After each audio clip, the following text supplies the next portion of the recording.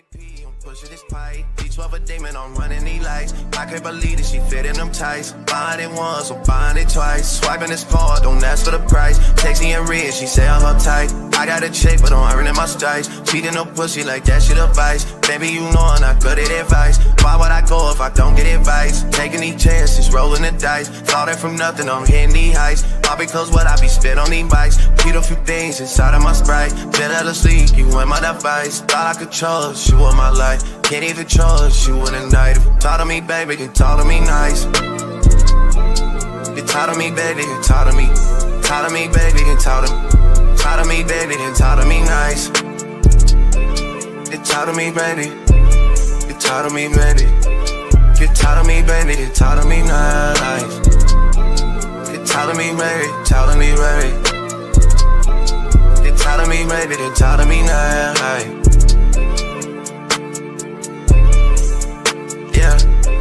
If you talk to me, baby, then come where I stay. Be in the Dallas, we back in LA.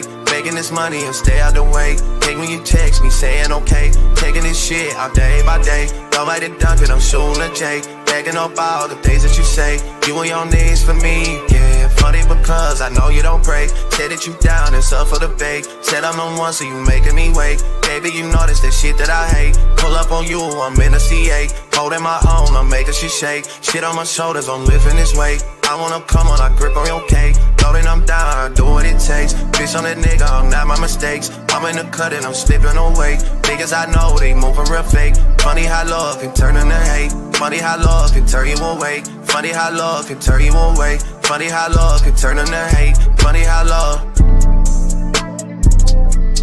Funny how love can turn you away. Funny how love can turn you into hate. Funny how love. Funny how love can turn you away. Funny how love.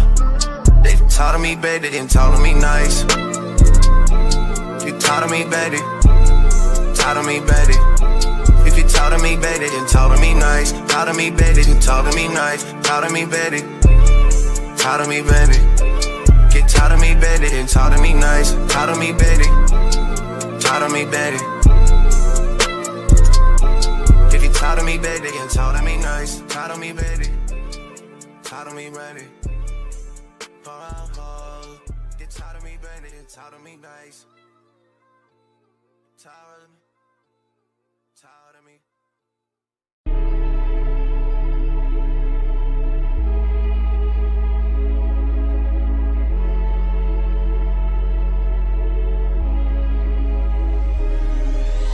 I can't stay too patient, cause shorty, you been fake to me. I'm just trying to let you know before I tell you. I can't see us out the plays. Get the fuck up out the game. I just need a one-on-one with you before I tell them. I can't keep on getting paid without giving up a play for my people that have made me. I swear I told them I can't keep on throwing shade and expect you to create something better. It's a shame now to let them know that everything a blessing if you brown me. 2 phones, mama hit me back saying they found me.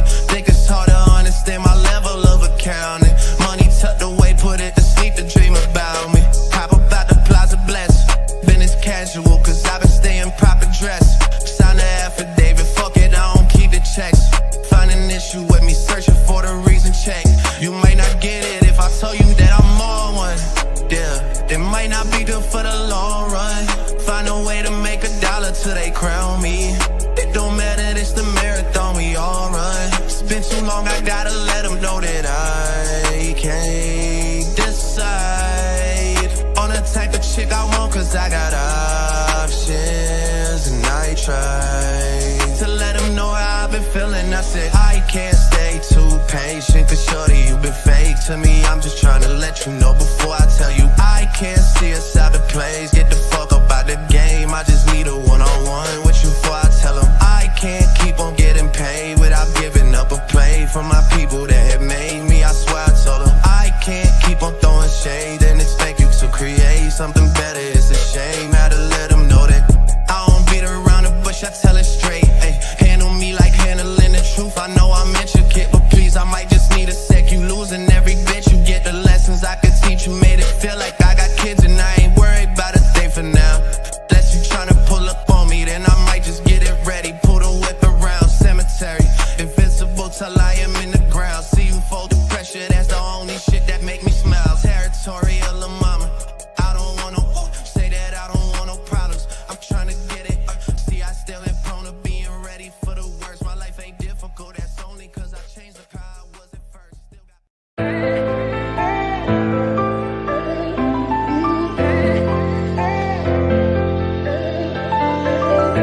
that we done came from the bottom. Mad that we up, but I don't hear him talking. Started with knowledge inside of my noggin. We took a dream and then we started blogging. Put my city on the map now. I'ma say how it is and I don't back down. On the road to 100K, we finna act out. We gon' show them that we not just in the background. We the main event, we the main show. We the one that people always gon' pay for. FYF, we the best, no debate though. Number one sports channel, every angle. I'ma show them all how we ride. Best sports talk show, we not like them guys. We playing it safe while they feather the lines. We pushing the narrative all of the time. Like who to go in the game is not MJ. Kobe Bryant top 10, not what we say. I keep Elijah one is very overrated. Keep it real if it ain't fact, we don't say it. Now it's stable, we won't be ignored.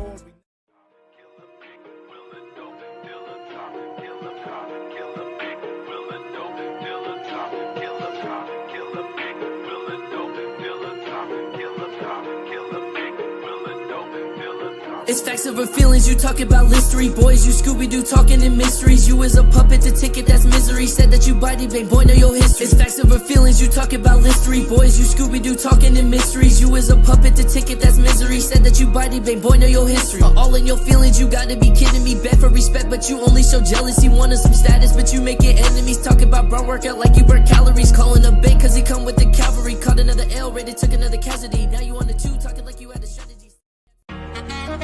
Nah, that's just passion. We love the game. You already know what it is. FYF. You don't got tough skin. You might as well not even come on in. Talk to 'em. FYF, blow the whistle, man, we too official. Better check the film, we not one of them. The greatest to ever fall above the rim. They wasn't with me shooting in the gym. Cut the small conversation, debate on major levels. This the playoffs, baby, bring that pressure, we never settle. Cross and spin, getting it in, I wanna win. That teamwork got us headed to the ship again. LeBron better than MJ, cut it out. Half these fans in the stands don't know what they talking about. Half-court jumpers, crowd going wild. FYF ranked #1, you better say it loud. Intellectual talk, but fuck your feelings. Elijah 1 too overrated, Kobe still a realist. Top 10 all time, now how they cut the line. Magic Johnson, Draymond Green, one in the same kind. Fuck your feelings, fast break, stop and pull a J. He got how many rings, nothing else to say. With the team, live streaming, play by play. This the dream, full steam on the road to 100K. FYF, blow the whistle, man, we too official. Better check the film, we not one of them. The greatest to ever ball above the rim. They wasn't with me shooting in the gym. Cut the small conversation, debate on major levels. This the playoffs, baby, bring that pressure, we never settle. Cross and spin, getting it in, I wanna win. That teamwork got us headed to the ship again. Started small, then turned into big dogs. They treat me like the GM, I just make the call. No matter who my op is, I'ma stand tall. Then pull up to the game, fresh like I just left the mall. 100K, 100K, 100K, check the score. We gon' bust the shot clock, fans running to the floor. All I hear is go this and go that. Man, your team suck, hang it up like a coat rack. I love the game, I admit it, I can't quit it. Step in front of me, man, your ankles gon' get the business. Been a legend like Moses Malone, way ahead of my time. This the greatest sports show ever, I just had to remind. FYF, FYF, blow the whistle, man, we too official. Better check the film, we not one of them. The greatest to ever ball above the rim. They wasn't with me shooting in the gym. Cut the small conversation, debate on major levels. This the playoffs, baby, bring that pressure, we never settle. Cross and spin, getting it in, I wanna win. That teamwork got us headed to the ship again.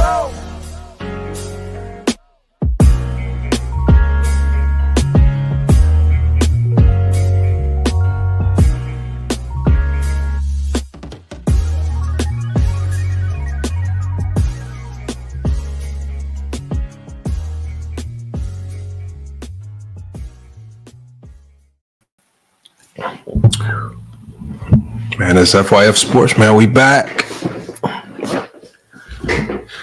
Hey, man, I see y'all in the chat, man. Salute to Max, RT the brand, Autism Boy, man. I see y'all cooking, man. Salute to everybody watching from News Break. I mean, I know I've been promising to get these lives back rolling, man. I'm gonna get them back rolling, y'all, and I'm gonna get them back rolling, man. You know, I just have to be locking in with this team I got, man. Right? The better team, the better the team I have, the more locked in I got to be with the coaching. But I mean, irregardless of all the coaching stuff that I got going on, I know I've been slacking. I know some of y'all, if you on the Discord, you can see when I'm on the PS5 for 4-5 hours instead of running a live stream and whatnot. So it's a little bit of just really, it's been a little bit of just like I've been trying to figure out how I can rebrand this, right? Go in a different direction, man. The big panel shows with 9 people on here, everybody yelling. The whole direction of the show done got derailed, man. I don't know if we can keep that up. I don't know if we're going to be able to keep that one up. Now, every now and then, there's a rhyme and a reason for some of those types of live streams, but I don't know if we're going to keep that one rocking. Salute to True the King, man, as well. Been meaning to hit you up, man. Herm, I see you in the chat, man. You know what, Herm? See, it's not a lot of people been following. One of the reasons why I've kind of really locked in on the coaching this year is we didn't took a turn. And we didn't mess around and started beating some teams we probably wasn't supposed to beat. And so now we didn't open some eyes. And so now I really have to lock in and make sure we close the deal at the end of the year and just get it done all the way. We'll get into all that stuff later. I might do a live stream just kind of dedicated to GCU Club basketball to let you guys know what we've been doing. The one thing, and I got a video coming about this, is just a few days ago on December 12th, our team, we got invited to the Valley Suns G-League game, and they just so happened to be playing the South Bay Lakers. Now, they gave us this invitation weeks ago, and this is when the news was out that Bronny James wasn't traveling or playing in road games. So for us, it wasn't really a big deal. They invited us out. Right. They said they wanted us to kind of showcase what we do to the fan base there at halftime. So they gave us a 15-minute scrimmage, where it's like an inter squad scrimmage. But then the night before we're supposed to be going to the Valley Suns game, we all get this message on our phone, Twitter. Bronny James is playing.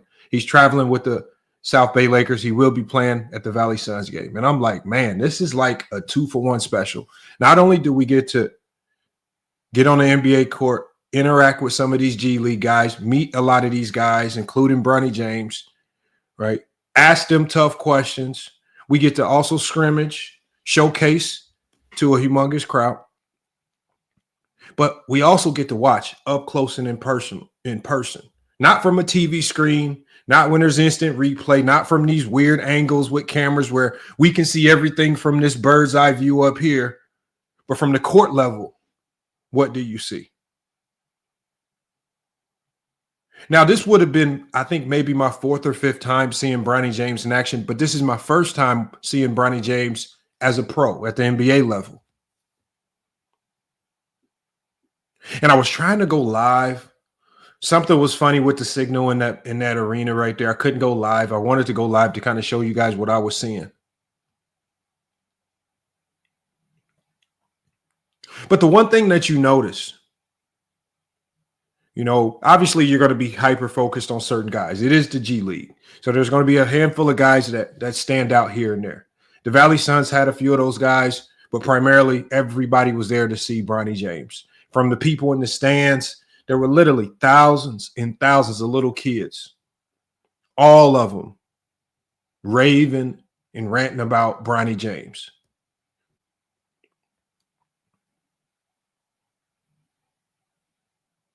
We got Mike to rep. He says, Lamont, I still see them cluck checks coming in the mail. No, unfortunately, I just call it like it is. And I really haven't even said anything.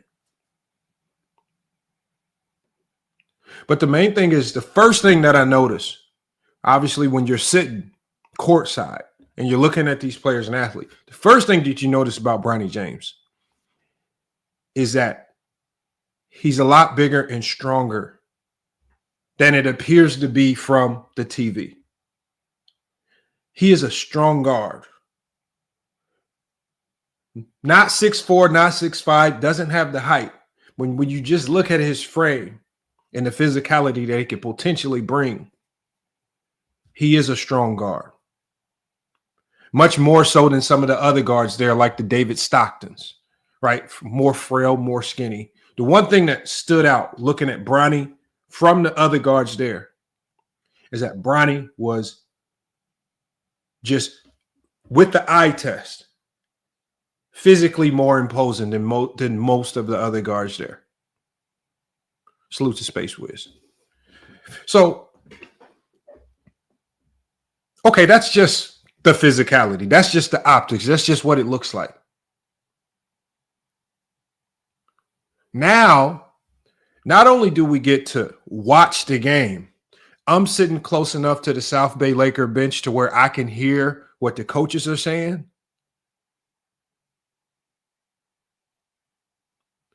I can hear the sets that are being called. I can now, and now you can connect that with what's going on the court. So when they pace things out and go slower, you know why, and you know what their intentions are with what they're trying to run. If they pick up and go fast, you can also see that. You can hear the players and how they communicate with each other. You can hear the bench chatter. You can see all of this going on. All of the things that go into the makings of great players and great teams.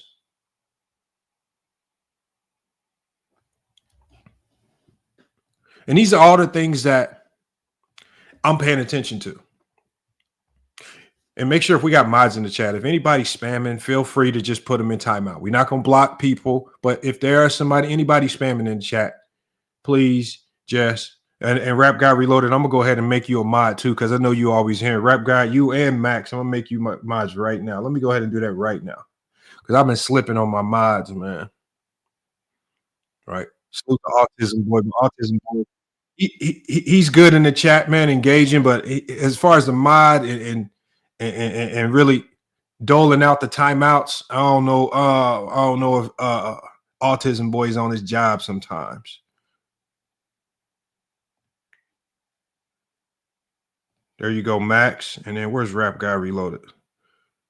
Oh, Mahari too. We gotta get our mods in here to keep cleaning this up. And then also Sturdy, if Sturdy's watching, I'm gonna make sure you get modded up on Discord as well, so we can clean up that Discord, man, as well. I know there's some complaints there. So to MC2 Wheels. So back to this Bronny James. So obviously, you know, the one thing that I've been having to, you know, the one thing that I'm so glad that I went into coaching is because it's like completely changed how I see and understand the game. And so when I'm watching Bronny James, we're sitting courtside, we're on court level, we can see what he's doing. So the first couple plays of the game, I'm always asking myself, or at least when I was watching the South Bay Lakers play on TV, when I was watching the South Bay Lakers play on TV, I would always ask myself, why isn't Bronny just bringing the ball up the court? Why isn't he bringing the ball up court? Why isn't he doing this? Why does he not look aggressive from the TV screen? But then now that I'm sitting close enough to the coaching staff, I can see now why. All we hear the assistants yelling is slow it down, slow it down. Run XO. Run gut zoom, all half court sets. NBA sets, they do like to prioritize isolation, really attacking your man out of the one-on-one or creating disadvantages. But their main focus right now, I feel, is to slow the game down, get these guys playing in half court so they can get a better evaluation on who these players are. Because if you allow these games to turn into track meets, guys flying up and down, you really can't get a true and fair evaluation really on anybody that you're looking at. Because the ultimate goal for all these guys on these G League teams is to potentially get seen and called up to an NBA team. That's the ultimate goal. So the first thing that I noticed is that the Lakers, or at least the South Bay Lakers, love to just play in the half court, slow the game down. See what these guys have, where their IQ is, how they react against different styles of defense. So when this game started, they're methodically approaching their offense. Bronny James is playing off ball. I know I was listening to a stream yesterday, and I heard, I think it was the Format podcast. I heard, and I was really trying to call in to speak with the guys, but usually on these podcasts, whenever I call in, they find a reason to not allow me up. That's a smart move. Because one of the guys on the Format podcast was saying, Bronny James is ball dominant and everything runs through him. That's a lie. They don't run everything through him. You can clearly see by watching them that they play Bronny James off ball and they try to potentially or ultimately facilitate through him through the offense. First couple plays of the game, this is what I see. Bronny James ultimately gets the ball out of a gut zoom action.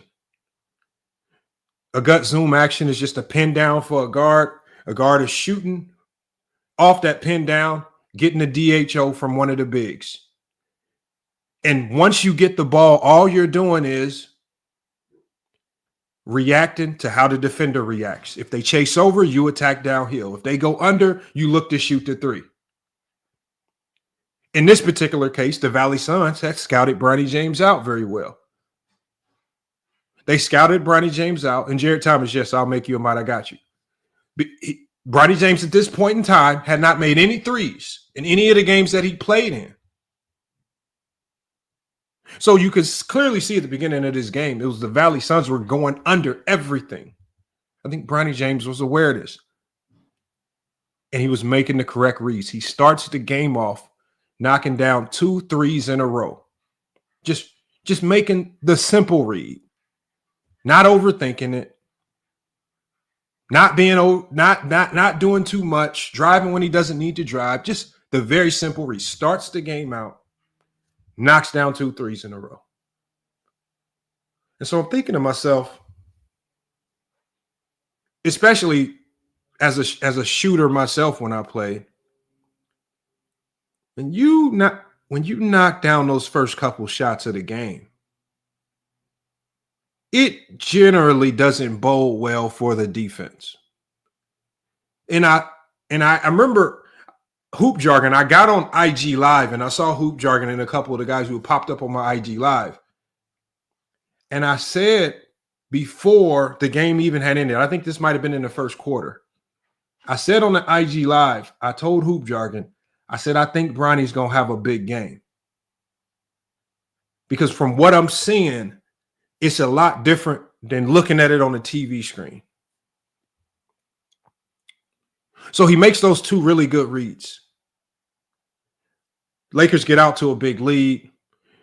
It ultimately starts to turn into the Valley Suns pressing a little bit, making mistakes. Bronny James playing, once again, he plays off ball for his 8th point. He's able to go backdoor out of what you would call a hammer action. He gets the lob dunk himself. Next play, he gets a steal. He's in transition. He throws the lob to one of his teammates. The South Bay Lakers are ecstatic. They have a big lead. They're going crazy. The momentum is there for them. And so I'm seeing all of this and I'm thinking, and this isn't just me. This is something that a lot of my players were saying too. And the most common thing that I was hearing around the stadium is Bronny James is actually kind of nice. I don't know what the highlights or whatever other people have been watching or seeing before, but as this game progressed, the common theme as everybody around you talk to, especially because there's a ton of scouts there, there's a ton of fans there, older fans. The most common theme that I'm hearing from my players to scouts to just people sitting around. Scott Williams was there, former Chicago Bull. Bronny James is kind of nice. And then obviously we've seen Bronny James have like these little miniature scoring bursts. Uh-oh, we got Eddie TV. He says, oh, damn, another Bron channel. See, I can't win for losing because when I kill LeBron, y'all get mad. And we're not even talking about Bron right now. And when I talk about Bronny or LeBron in a more positive light, y'all get mad. Come on, Eddie, man. You got to level up, man. If you don't know what this channel does, I'm going to be dropping a link. You will have an opportunity to change my mind, as you see in the title. But right now, I have to explain to you guys not only what I saw when I was at that South Bay Laker game, but what I have always been preaching about Bronny James before he even played a game in the NBA. I have been very, very, I have not wavered on my stance on Bronny James. I came in, said he was a project player, but he was still an NBA talent. I think his defense is going to lead the way and pave the way for him to get some type of role in the NBA. His offense will hopefully catch up. That's always been my stance.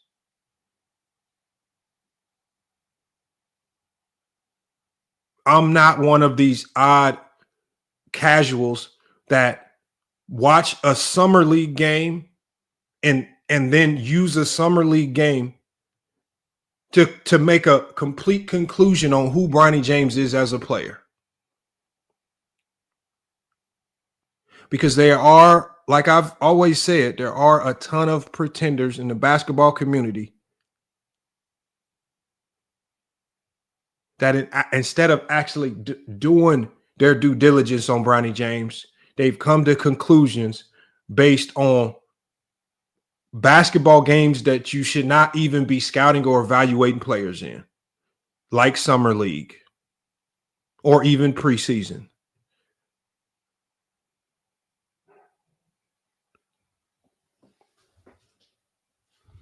But we'll get to all that later because I really want to hear from you guys when you guys come up. But as I watch this game, South Bay Lakers versus the Valley Suns, and then Bronny James, right? Even as when they took Bronny James out, what's the first thing that I noticed?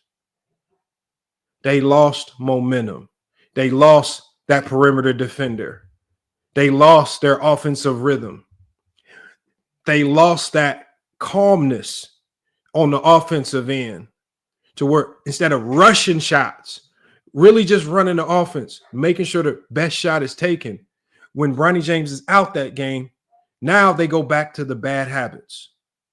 Now you look like you have a whole bunch of guys out there just saying, I'm going to get mine. And then they relinquish the lead. And this is against a really good Valley Suns team, I think undefeated. And when Bronny James re-enters the game, even starting in the second half, still aggressive, yet patient, not taking dumb shots. There were a lot of times in that game where, again, from the TV screen, like I heard the guys on the Format podcast saying, stupidly at that. He don't look explosive. I don't see this explosion or athleticism. The one thing you notice, especially when you're watching up close and in person, is that Bronny James is a methodical player. You cannot speed him up. He's going to play at his own speed. He's not just going to be fast and just flying up and down the court for no real reason. He'll use the athleticism when needed, but he's a methodical player. Can that sometimes be detrimental? I believe yes. I think he's going to have to pick and choose his moments, when to tune up the aggressiveness and when to go back to being methodical. But as it stands right now, who he is as an offensive player is you can tell that he's thinking a lot of things through. Okay, if this happens, and he's thinking a lot of, okay, if I move the ball over here, my hope is that he's going to do the right thing with the ball. And so a lot of times when we see him doing things, just like swinging it from slot to slot, just to move the ball, it looks like he's not aggressive. But when you now hear what's going on the sidelines, and when you hear what the coaches are saying, you now see that he's just following the instructions of the coaching staff, because quite possibly they're looking to evaluate other players. And they might want to put other players in certain situations, and they want to see how this player particularly reacts, right? Let's say in an empty set pick and roll. Is he able to make the right read? Does he know to zoom when to zoom? Does he know when to take the shot if the defender goes under? Can he read weak side and strong side help? Does he know to attack with a purpose? These are all the things that these coaches, especially at the G League level, have to evaluate.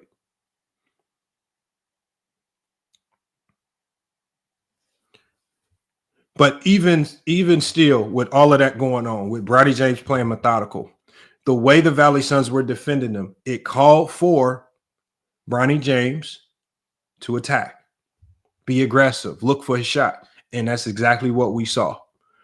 There were a multitude of times where there were switches with Bronny on bigs. What did Bronny do? Be methodical, bring him out to the wing, attack middle, get to the free throw line.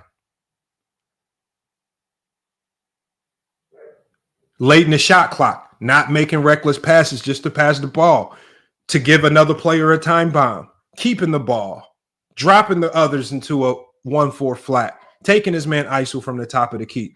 A couple times with and one layups. This is what we saw. It was a 30-point game that he had without trying to get 30 points. Anyone that's hooped understands what I'm saying. It wasn't a pressing 30 points. Like, for example, when Russell Westbrook would have 30. When Russell Westbrook generally got 30, he was pressing to get that 30. There's certain guys that press to get those points. Bronny James's 30 points was all methodical.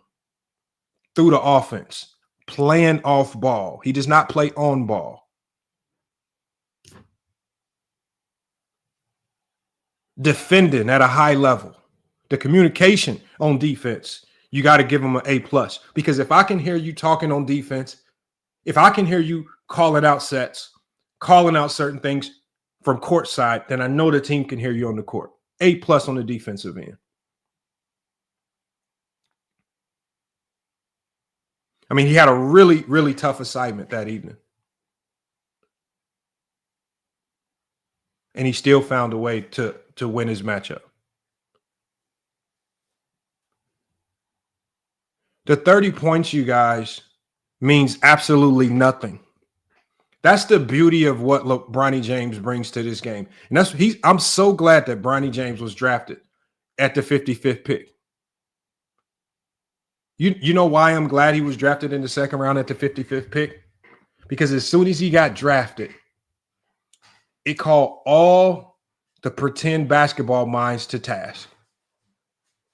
Because unlike a first rounder or a top 5 pick or some type of lottery pick where the expectation is for them to be good or great right out the gate, with Bronny James, it takes a little bit more of a real basketball evaluation to understand who he is or where he's coming from. And so all the people that are pretending Bronny James is trash, first thing that they say, I now have to call your basketball acumen to question. If the first thing that comes out your mouth is Bronny James is trash, he shouldn't be in the league. Everything that you've said about the game of basketball needs to be thrown in the garbage can. I heard on another podcast, somebody said Bronny James was trash in high school and college. Where do we get this information from? This is new to me. We got Pikachu Reynolds, 4.8 points per game in college. You're right, Pikachu Reynolds. But that just exposes your stupidity.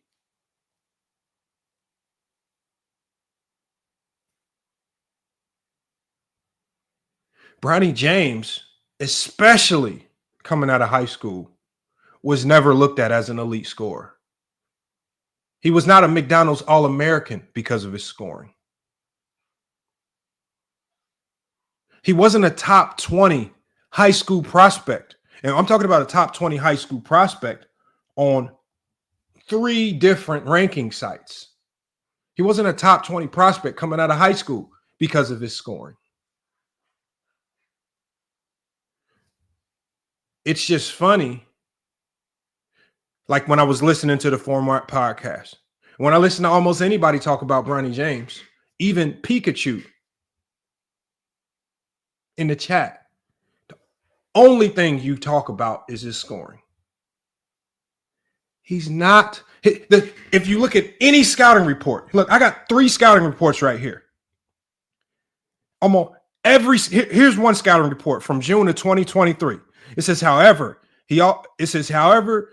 Sports Illustrated also pointed out that Bronny's offensive game was still developing, particularly his ability to create his own shot. Dating back to 2023, publications like Sports Illustrated, publications like The Ringer and Sporting News all cited Bronny James' offense was going to be a project. He didn't get this far in basketball because of his offense. He wasn't ranked on ESPN 19 overall as the 19th best prospect in college basketball because of his offense. On 24/7 Sports, they had him ranked as the 34th best player in the world. On Sports, they had him ranked as the 9th best player coming out of high school. He wasn't ranked because of his offense. Yet you guys, especially the casuals, especially the idiots, or especially the people that are just intentionally trying to be disingenuous about his game, are judging him on all offense. When I listened to a podcast yesterday, they said that Bronny James finally had 2 good games in a row. My question is, are you only saying he had 2 good games in a row because he scored 16 and 30 points? Is that what makes a player have a good game? What about his first G-League game when he had 2 steals and 2 blocks? He had 6 points, 2 steals and 2 blocks. I think 4 assists. How is that not a good game?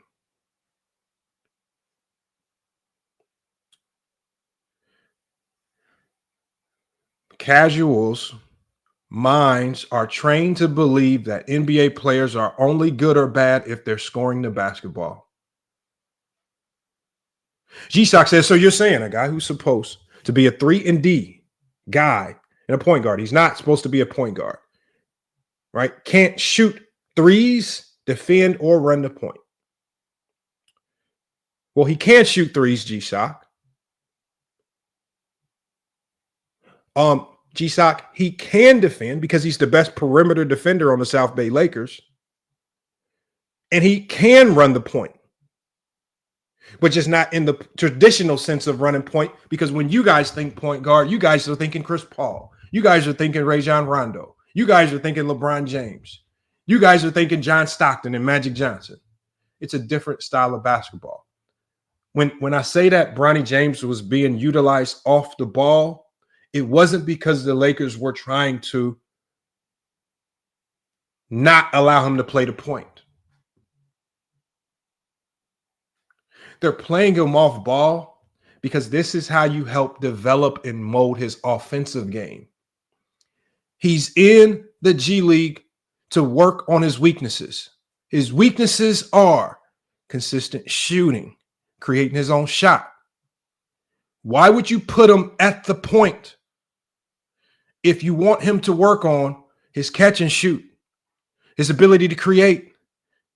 If you're a point guard, your number one job is to facilitate.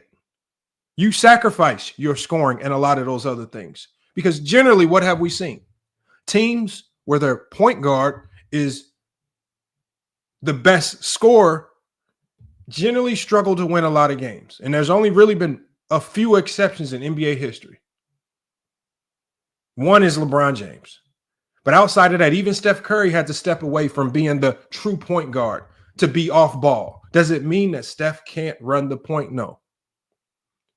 So when Bronny James in the G League is playing off ball, it's not because he can't run the point. It's because they're looking to develop certain elements of his game. And you cannot develop those elements if he's running the point, which is something that he already understands and knows how to do.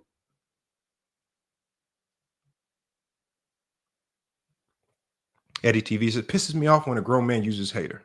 I only hear women use it. Well, literally, Eddie TV, you literally just used the word. Just literally used it. You typed it right there.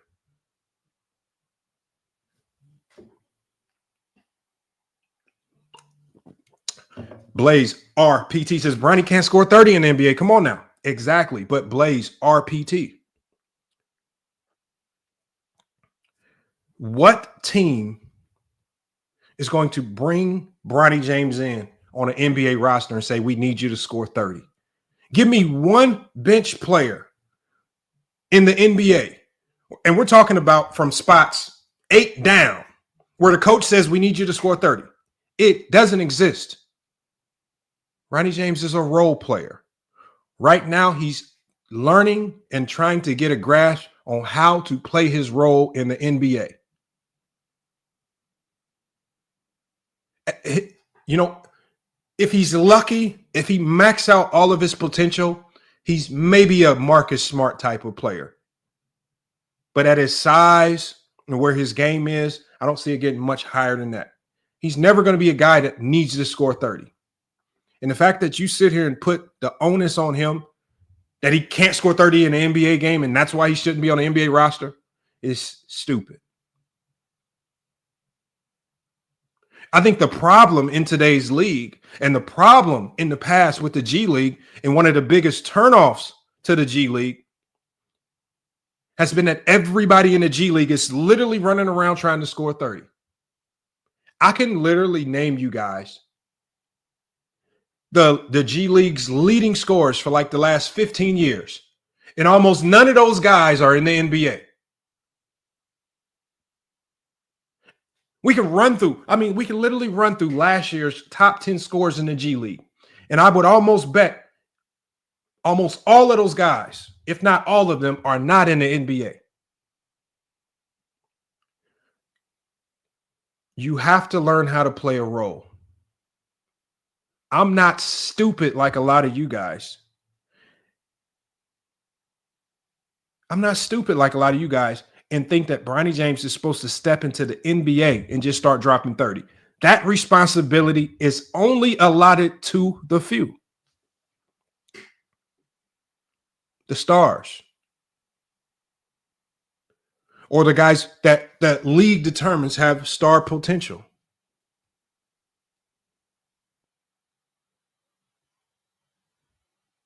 Well, see, Iron Man, it's just funny. You know, this Bronny situation reminds me of the Lakers at the beginning of the year. The Lakers at the beginning of the year were playing well. They were winning well above 500. You know what was going on with all the LeBron James hate channels? Radio silence. Lakers start doing bad, lose their rhythm, go through a little rough patch. They wake up, come out the woodworks with all their videos. Similar with Bronny James. Bronny James supposedly starts off in the G League playing bad. Remember, where they said he's playing bad. I don't believe he played bad in his first game. I believe Bronny James has only had one bad game in the G League. I don't look at his points and judge if he had a good or bad game based on how many points he scored. That's stupid.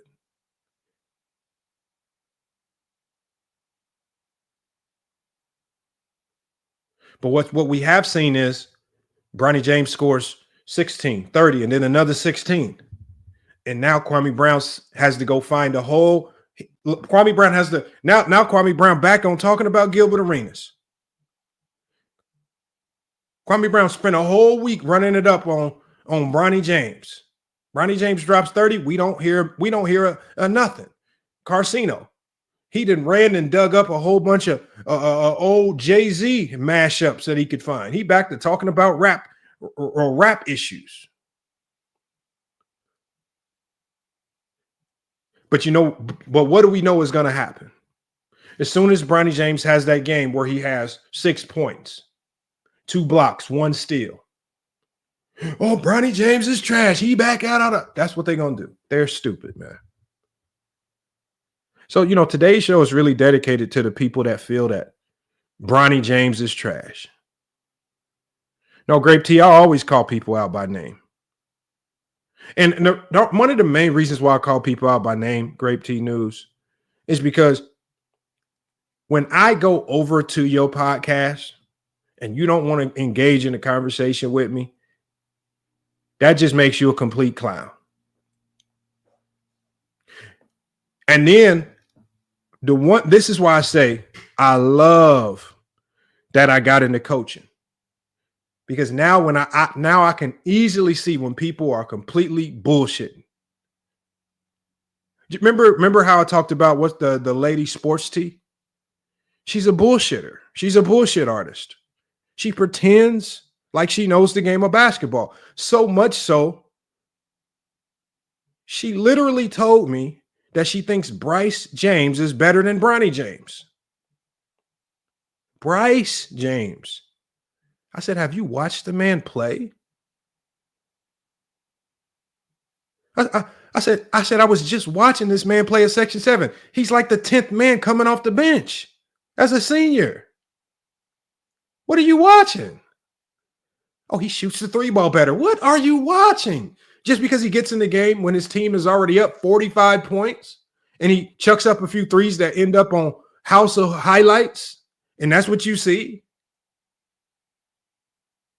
The one thing I got to give Bryce is this, and I don't know what LeBron is teaching them guys in his household, but the one thing that Bryce James can do, which I cannot just slam him.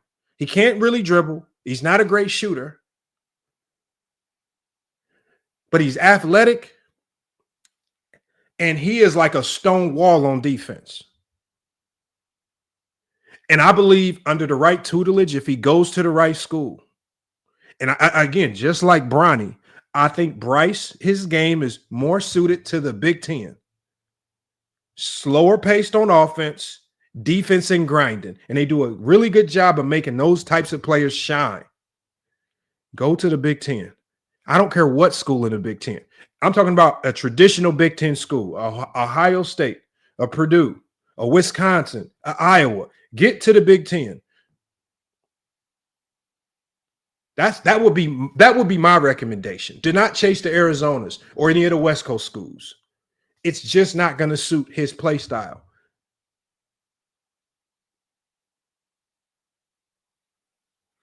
Grape tea, man. Sports tea don't cook nothing. But it's one of the reasons why a lot of these people avoid having to talk. G-Sock says, you are full of it. You guys do the exact same thing as others. You act as if Kwame Brown doesn't know basketball. G-Sock. No, Kwame Brown doesn't know basketball. He hasn't said anything. Okay, G-Sock, tell me this. Give me one great basketball take from Kwame Brown. Give me one take that he's made where he's kind of hit it on the head right there. Perfect.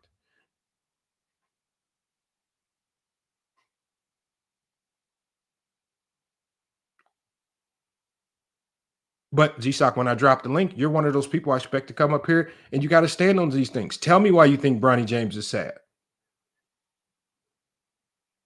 Tell me why you have this odd expectation for Bronny James to score 40 points every single night, even though he's not going to be used in that particular manner on any NBA team, right? And his skill sets where he's good at now don't lend to him scoring a whole bunch of points anyway.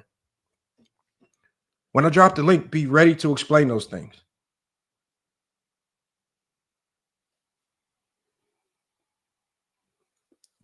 Just give me one take about Gilbert, Chatty Bob Arenas. We're not talking about Gilbert Arenas.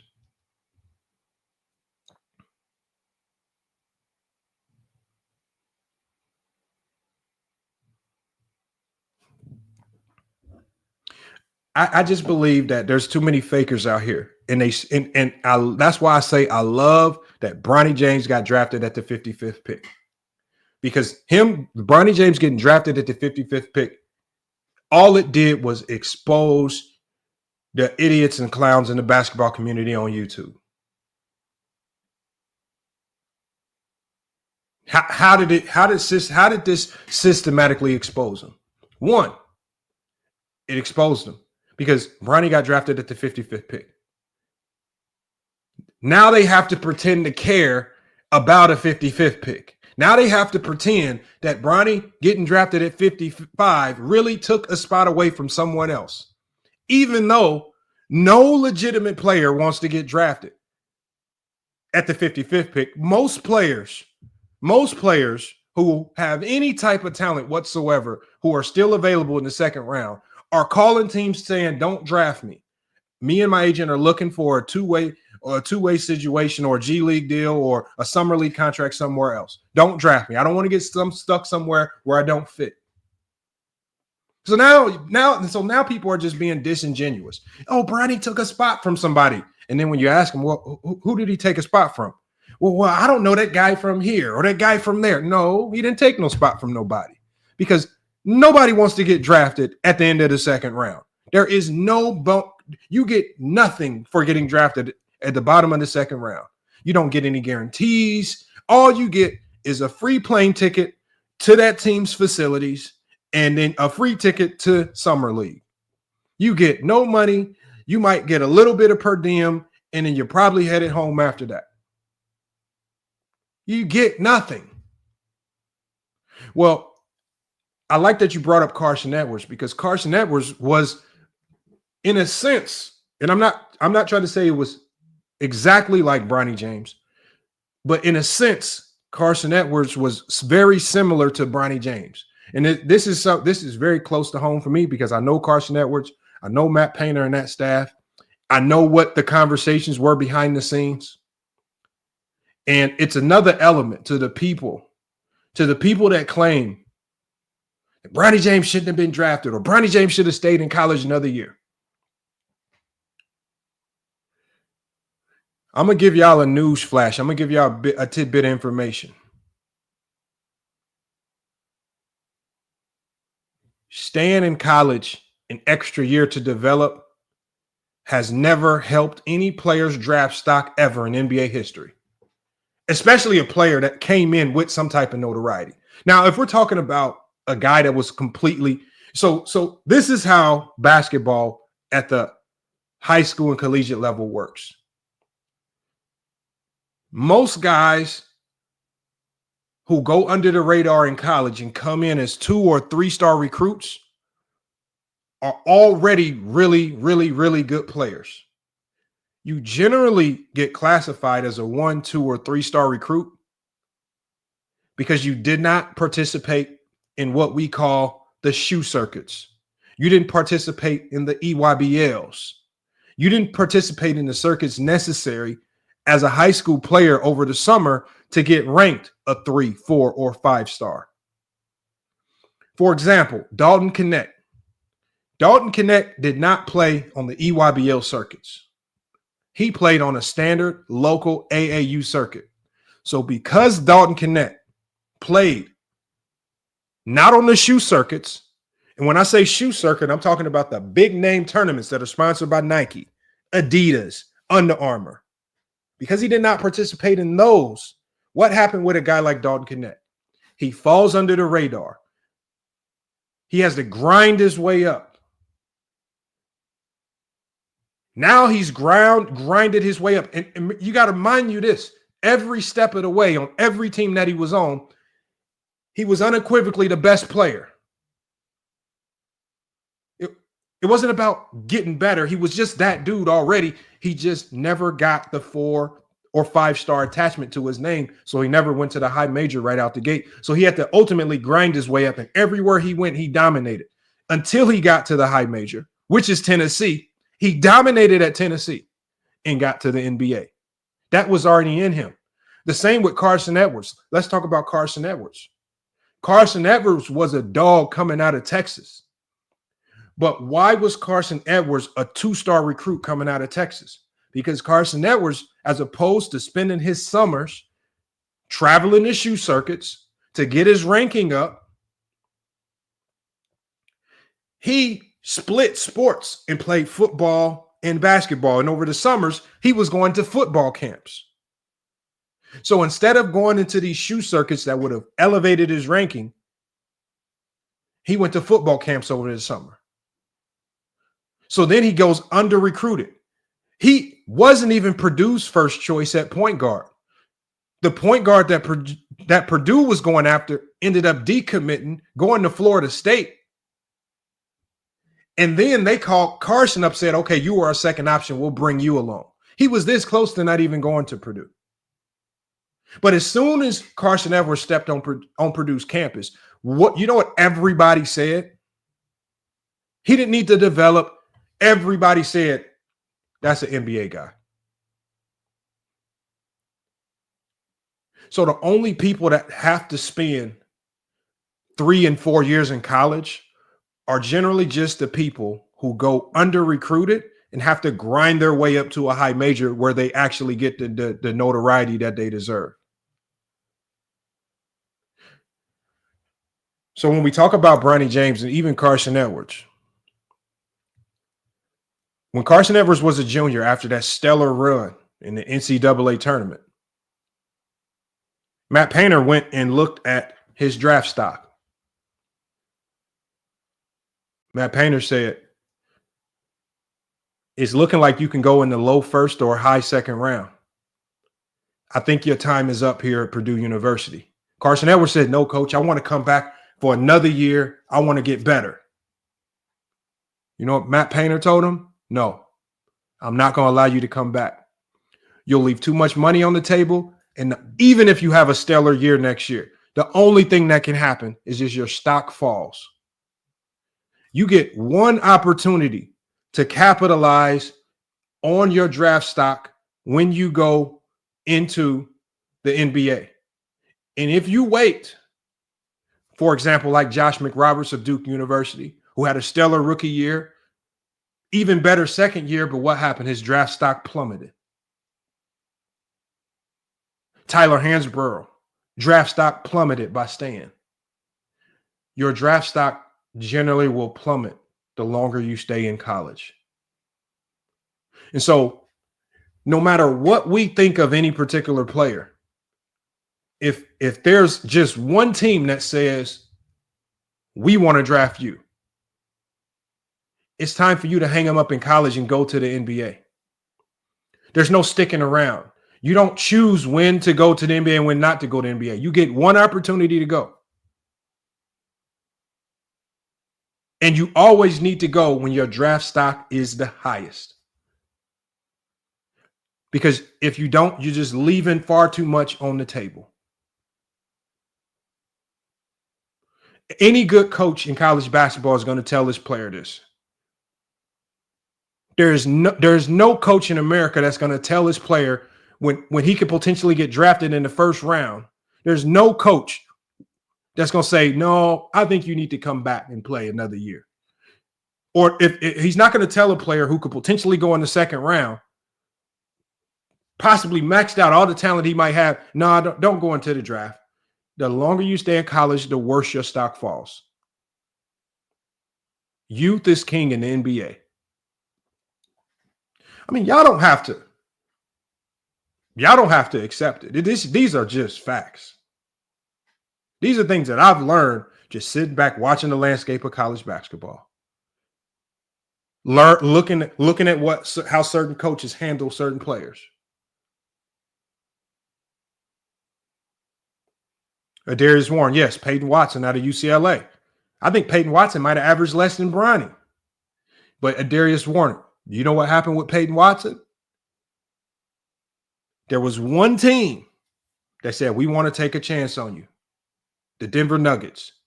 The Denver Nuggets went to Peyton Watson and said, I don't give a damn what these other teams don't see in you. We think you're good enough to be a first-round pick, even with the 3 points per game that you averaged here in college. And you know what that UCLA coach told Peyton Watson? Take your ass to the NBA. I don't give a damn if you ready or not. And so Peyton Watson, if Peyton Watson stays at UCLA for another year, another 2 years, his draft stock only plummets because you have far too much new talent coming in.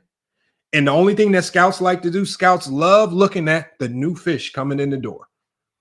It's just like the new girl in class. This girl over here might have been the baddie.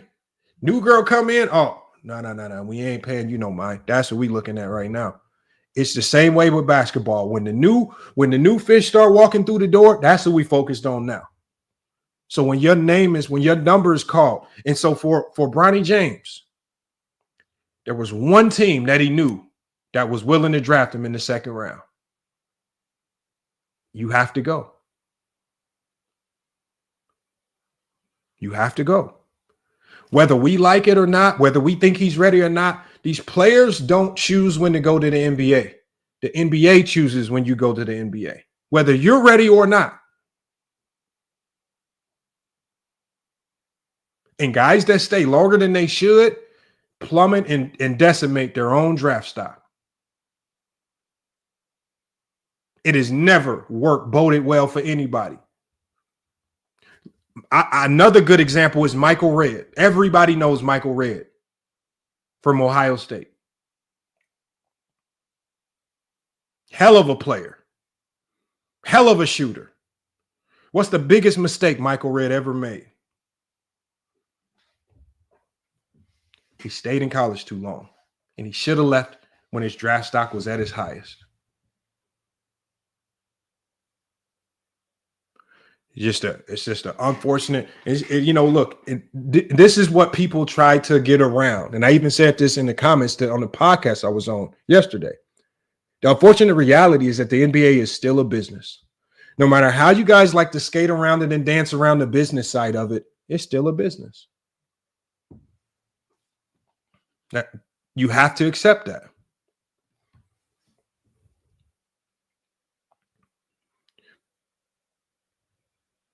And when a team may want to draft you for a plethora of reasons, it could be for your marketability, it could be for your potential, it could your ability to help them win now.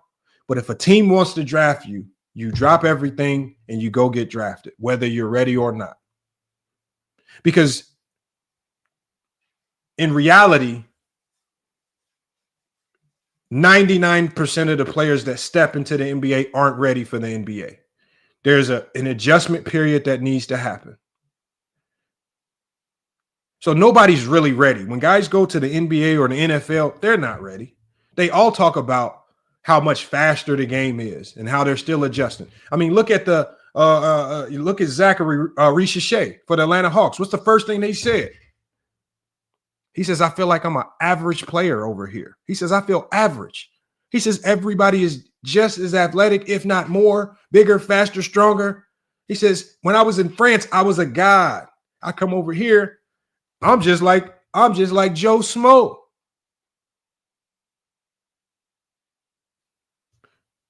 So nobody's really ready.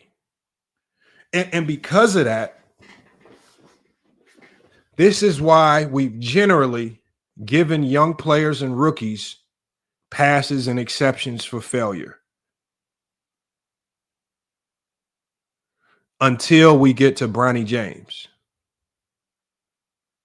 All of a sudden, when we get to Bronny James, he's supposed to be great in summer league. He's supposed to be great in preseason. He's supposed to be great in the first 3 regular season games that he touches the court in. He's supposed to be great in the G-League. He can't have any growing pains. He can't allow his game to develop. Everything is rushed. Everything is microwave with him. And it all stems from the people that hate LeBron James.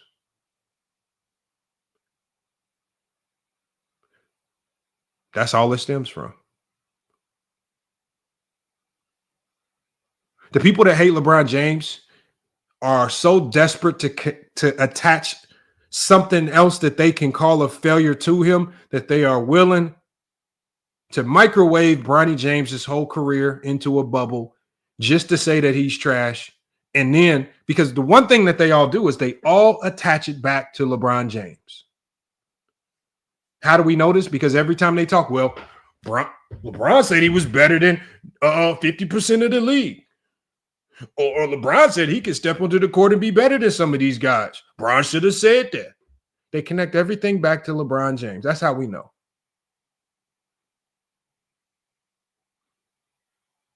Najee, if LeBron James's daughter started a Barbie line, they would hate on that. I mean, I want y'all to think about this. LeBron James's wife called him the GOAT, and they was hating on his wife. I mean, you literally got Dreamers Pro up there talking about LeBron James forcing his wife to call him the GOAT. Well, maybe she's calling him the GOAT because she's married to him.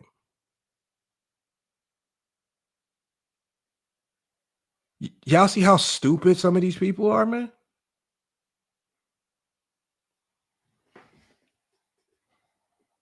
Y'all see how stupid some of these people are? And it's a long list of people, man, that get attached to this. And then when Bronny James finally gives them what they've been wanting to see, which is points, because as I've said for the last 3 years, that most of these people don't understand the game outside of points. Then a lot of them are doing this little quiet, well, he finally scored well, man, he shot well, so I'm going to give him his flowers. Oh, then they do this little quiet little, let me give him his flowers, man, he did well. Yeah, he scored the points. Or if you had actually been studying this game and trying to really understand what type of player he was from the beginning, you would have seen from the start that Bronny James was a legitimate prospect coming into the NBA. And if we would have treated him just like we treat any other rookie or second round pick who has growing pains, he could have grew into this, as opposed to you pretending like you're surprised that he had this type of performance. If anybody knew Bronny James's game, it was just a matter of time. Not if he could do it. It was just a matter of time when it would happen.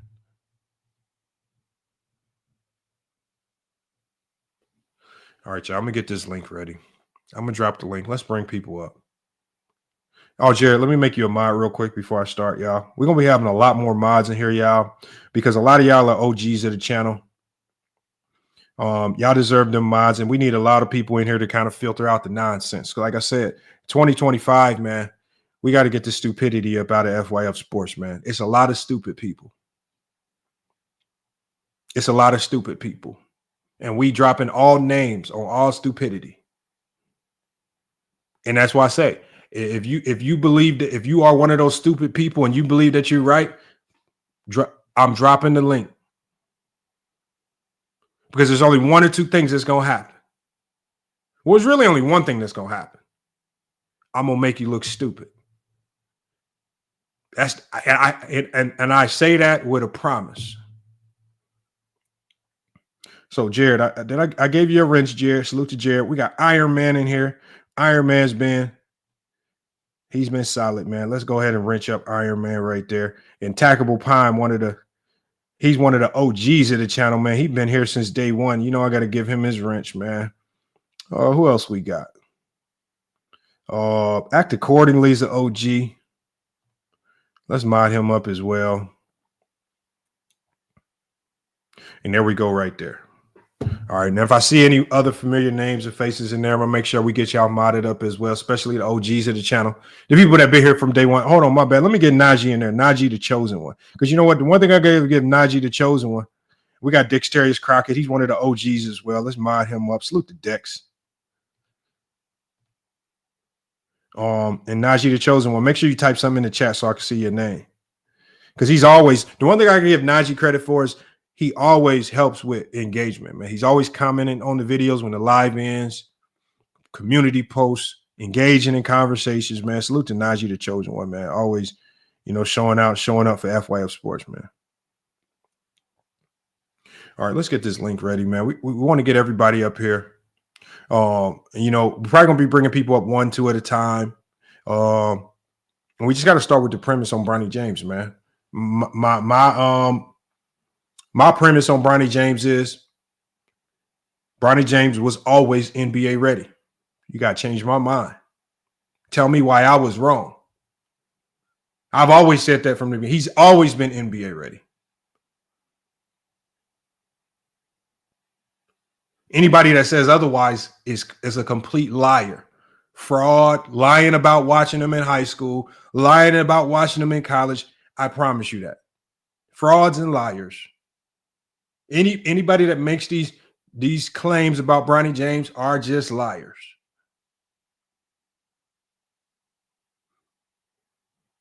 I heard somebody say, oh, Bronny James, man, only averaged 13 points in high school. No, that was just his senior year on a loaded Sierra Canyon team. See, these people are so stupid.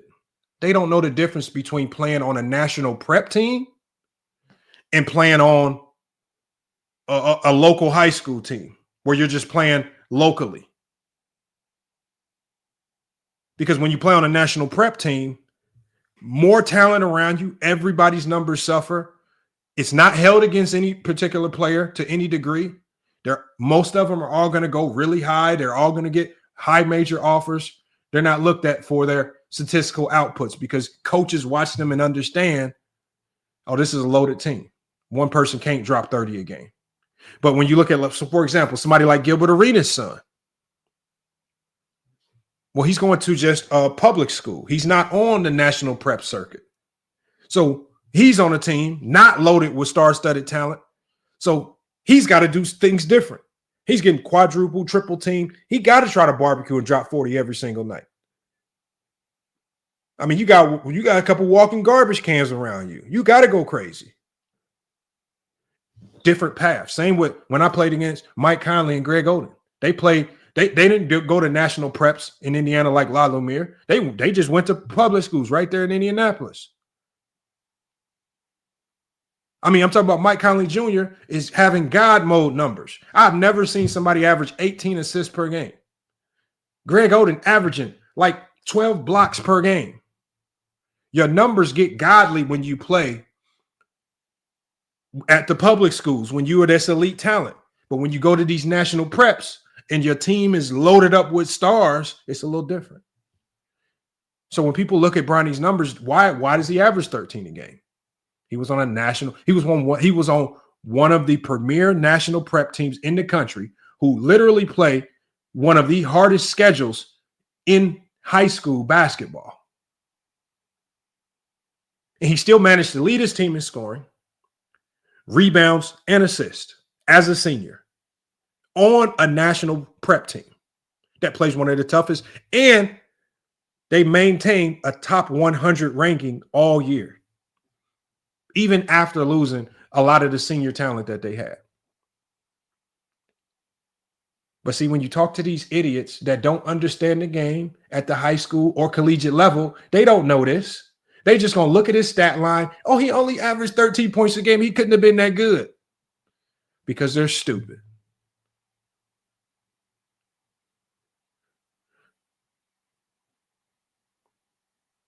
And you're right. Like 2 cents. Like, look at IMG. There is no public school. There's no public high school that's ever going to be able to compete with IMG Academy. IMG Academy is like an NBA fortress. I don't know how to explain it. They got millions and millions of dollars getting pumped, and they're like breeding athletes down there. I don't know what the hell they're doing at IMG Academy.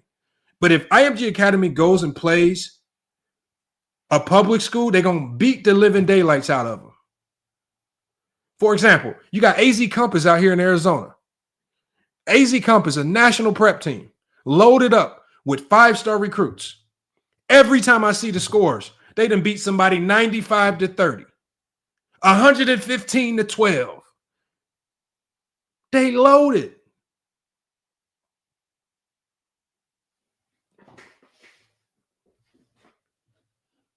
Oh, y'all. Told you, man. Get the stupidity out, man. Changed my mind. Bronny James was always an NBA player. I'm about to drop this link in the chat. Let me get this link ready.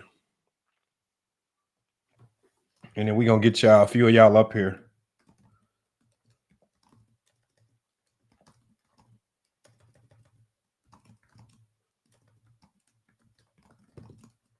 And we're going to cook.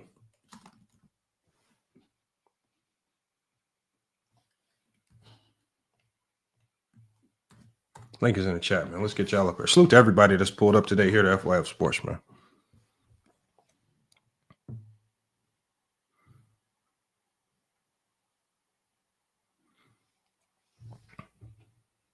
Effective Gaming says subscribe already. Yeah, make sure I hit that subscribe while we coming in. He says AZ Companies versus hey, Perry ain't no joke though this year though. Perry ain't no joke. They got Cole Peter, that one big man. He kind of nice. So that actually might be competitive. Cole Pete versus AZ Compass. Now I don't know if him alone is going to be able to beat AZ Compass, but Cole Pete kind of nice. That's a 5-star recruit right there. 5-star. That's a 5-star recruit. Oh, we got some people in the backstage. Let me go ahead and let y'all in.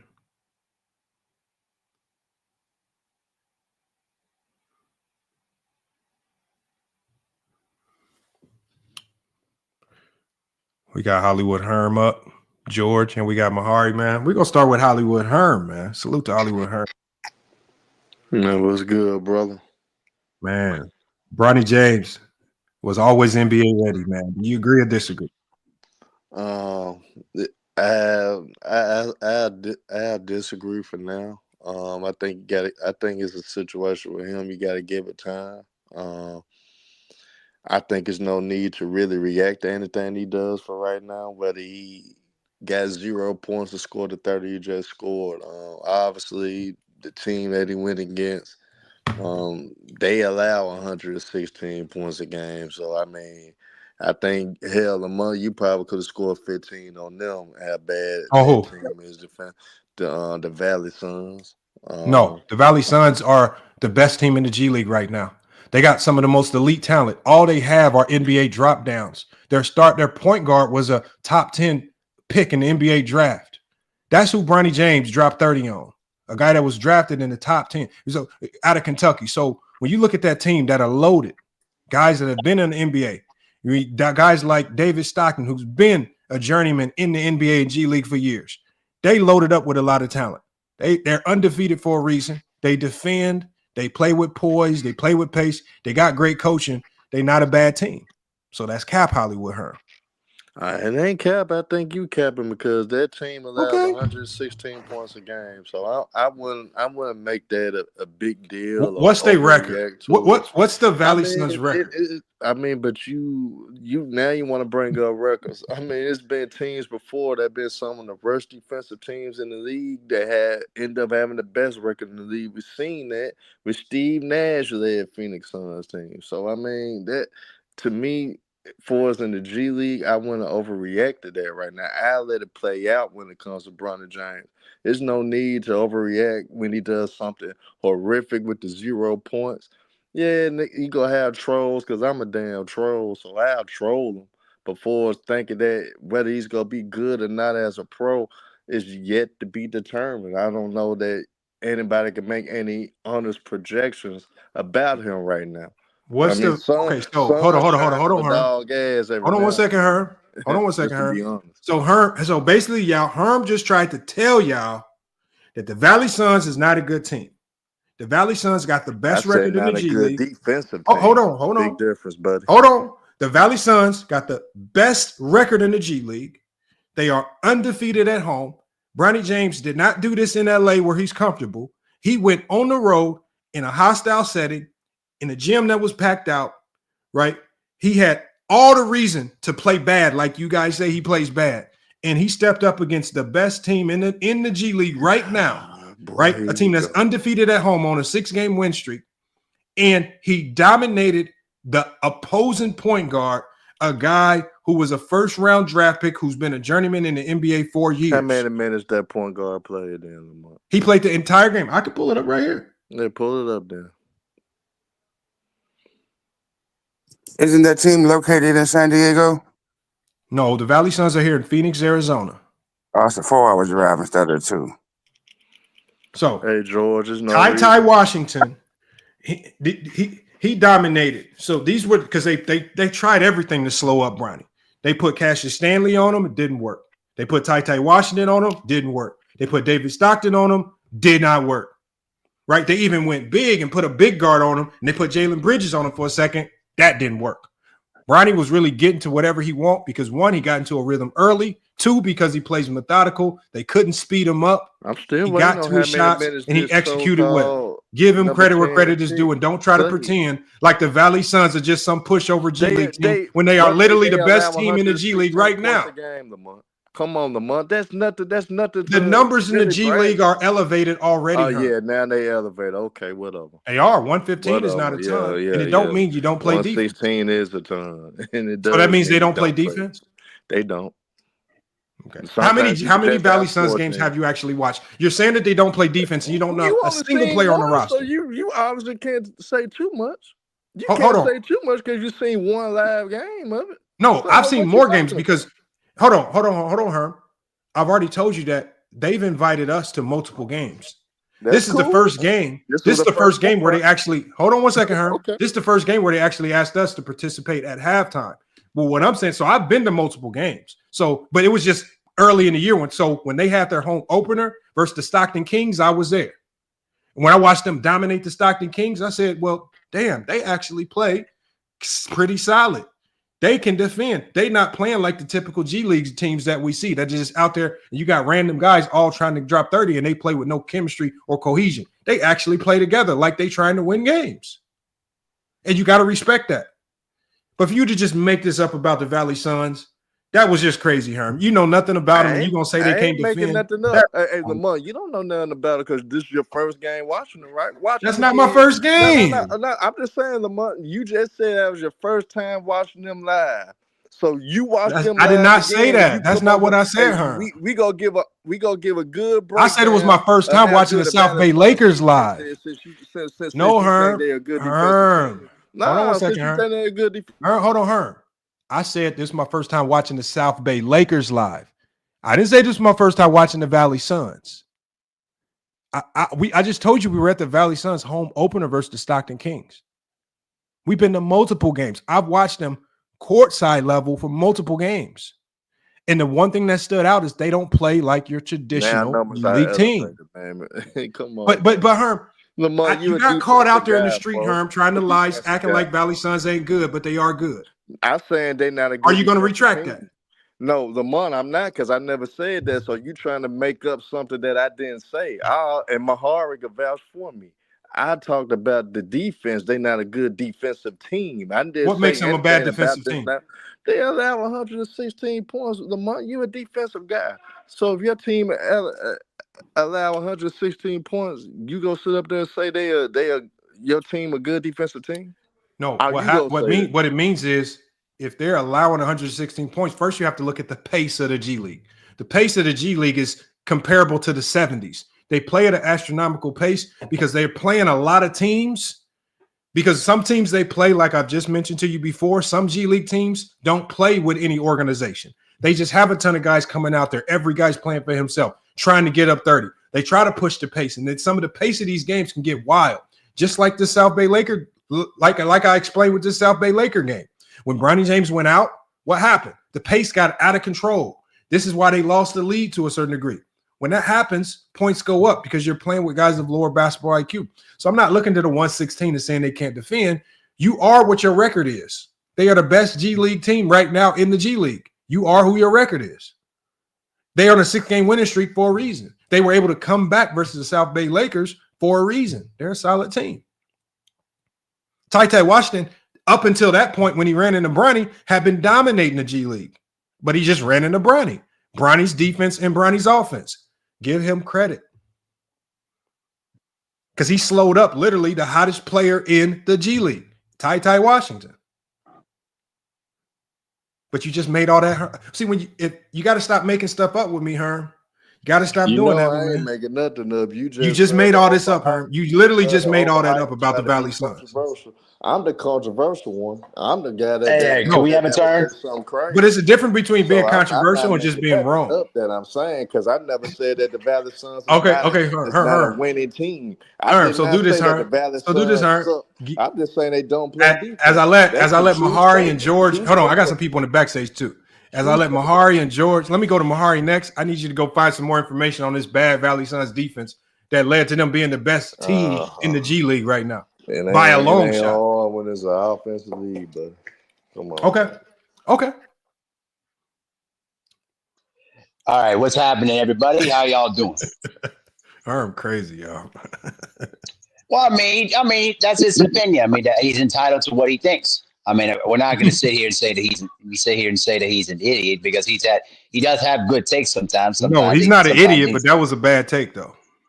That's what I was about to say. But, here's my 2 cents. I think that, Bronny James is getting experience. I think that Bronny James right now is starting to put the pieces together, and it's very good to see. Now, I'm not going to sit here and say that he's not NBA ready because any player that gets drafted in the NBA, you are NBA ready. So I get tired. The reason why I don't talk about this a lot on my channel specifically is because there's a lot of people that literally will use Bronny James as a figurehead to use it for their smear campaign against LeBron James. And I just get tired of it because but Mahari, just to kind of stay on topic. Sure. My topic was Bronny James was always NBA ready. Do you agree? Oh yeah, absolutely. Oh yeah, sure. Go ahead. Finish what you were saying. And why do you agree he was always NBA ready? Well, because the thing with Bronny James is that he also provides different intangibles that you can't teach. He knows how to play the game. He knows how to play off ball. He's a very good defender too. The thing that he just has to work on is his shooting. And he's always been a good playmaker too. I've seen that a bit in some of the clips that I've seen, going back to high school and in some of his time in the USC. So he's always been capable of playing in the NBA. It's just that right now, here's how I look at Bronny James. I look at Bronny James right now in the next 2 or 3 years. If he becomes an all-star, great. If he doesn't, if he becomes an excellent, complimentary player that can basically be a helpful player for any good team, I'm good with that too. Because the thing is, there are a lot of players out there that don't even do the things that Bronny James does. And I think that is an indictment to a lot of people that don't watch the game as closely as we do. Because if you actually watch a lot of the games that he's been playing, you can see some of the potential that he has in him. It's just that right now he's just trying to develop it at this time. And I think the Lakers look at him as like, listen, if he becomes an excellent player for us, then that's a bonus for everybody because we drafted a guy that could be a big steal. Mahari, let me pause real quick because I want to make sure because I do this too often where I forget to call people out. So as soon as we get donations in, I got to stop the presses and make sure we give them a shout out. So let me give a shout out to Ricky E245, one of the OGs of this channel. He came through in the PayPal with a PayPal donation, man, to support the channel FYF Sports. And then, like I said, man, for to come through with a donation after we haven't been live for so long, I definitely appreciate that. So salute to Ricky E245. And again, if you guys want to support the channel, the PayPal is probably going to be the best way. But if you want to hit the Cash App, that's going to be popping up in the chat as well. But go ahead and finish up, Mahari, and we're gonna go to George next. No, I'm already done. I already seen some dude named Eddie TV is out there trying to troll around. Like I try to literally tell him, come up here and speak your mind, but he don't want to do it. So, and he's an established channel too. So, but that's all I have to say. Oh, he's an actual channel too. Yes, he is. Actually, this is how you know. This is in my heart. That's the number one way you know it. That when they say these things about Bronny James, it's disingenuous.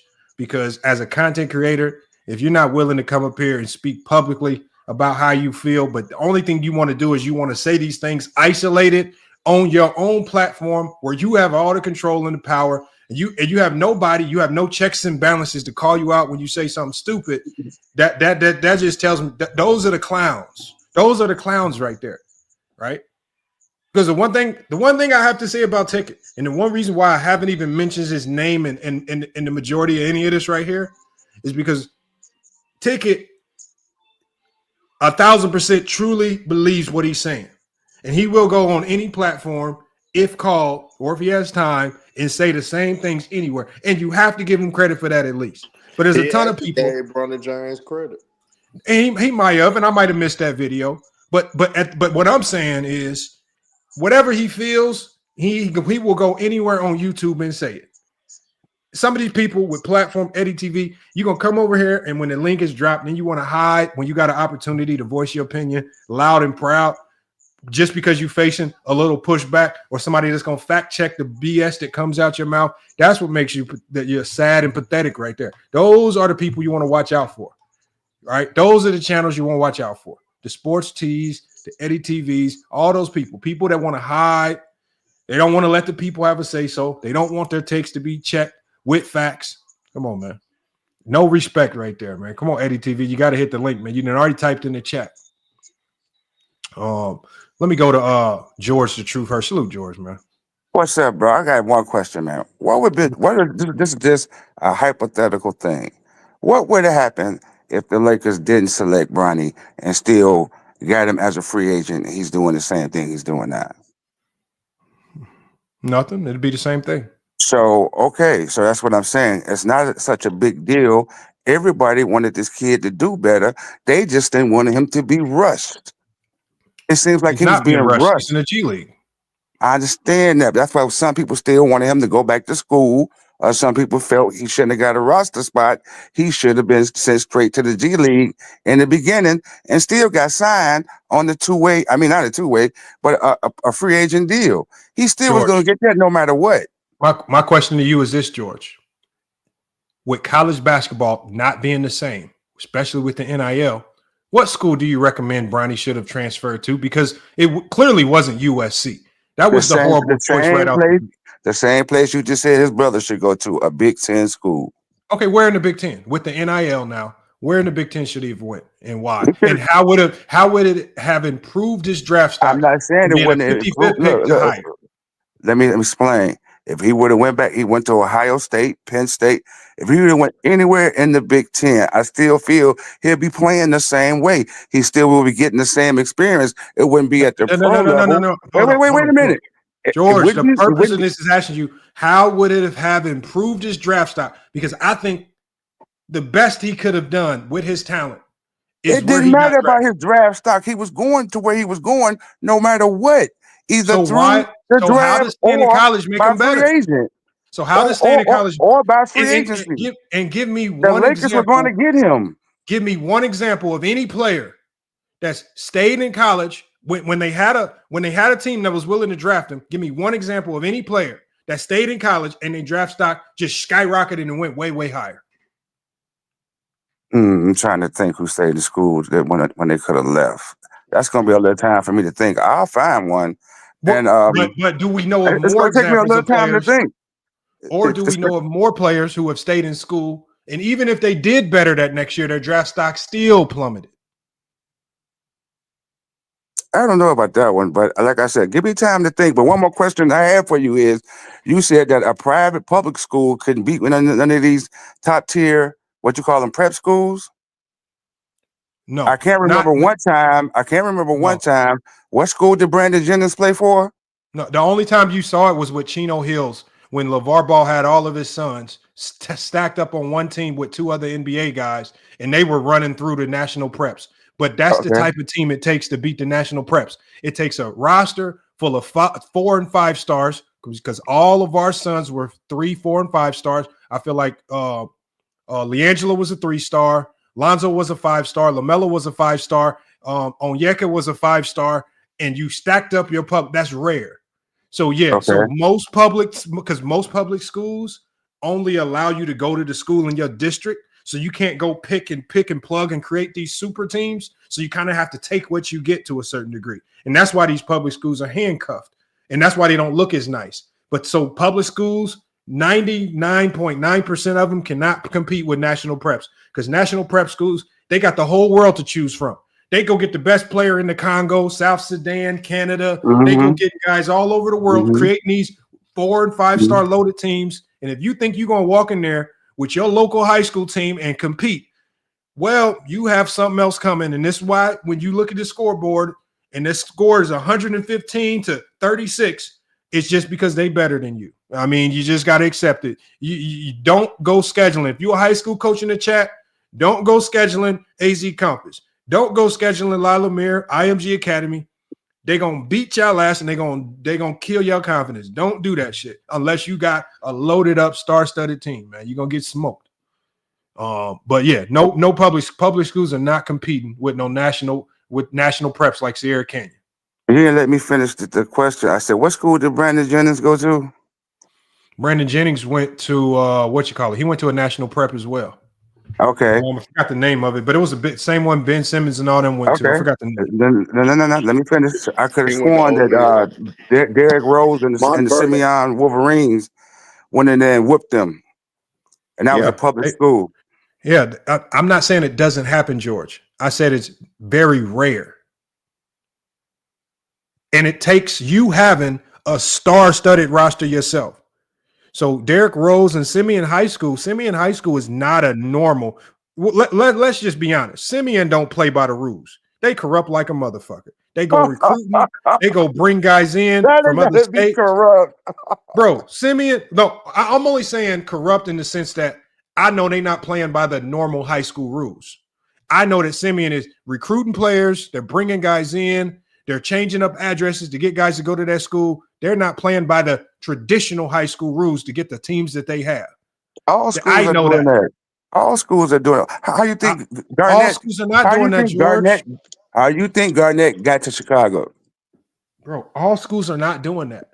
Okay. All right, Lamar. Go on to the next one, bro. But because the thing is, prep schools don't have any limitations. They don't have to worry about getting caught doing nothing. They can go get these players without worrying about rules. Like teams like Simeon have to try to do it under the books. They have to try to say that this player's living with his auntie who lives 2 blocks away from the school. They got to do so much finessing just to get these players. Then it's just hard. This is why teams like Simeon could be great one year, and then they spend the next 2 years trash until they can load up with more talent. IMG Academy, Sierra Canyon, AZ Compass, they always going to be nice every year, because they always going to be able to reload with talent. It's just too hard to compete with them teams, man.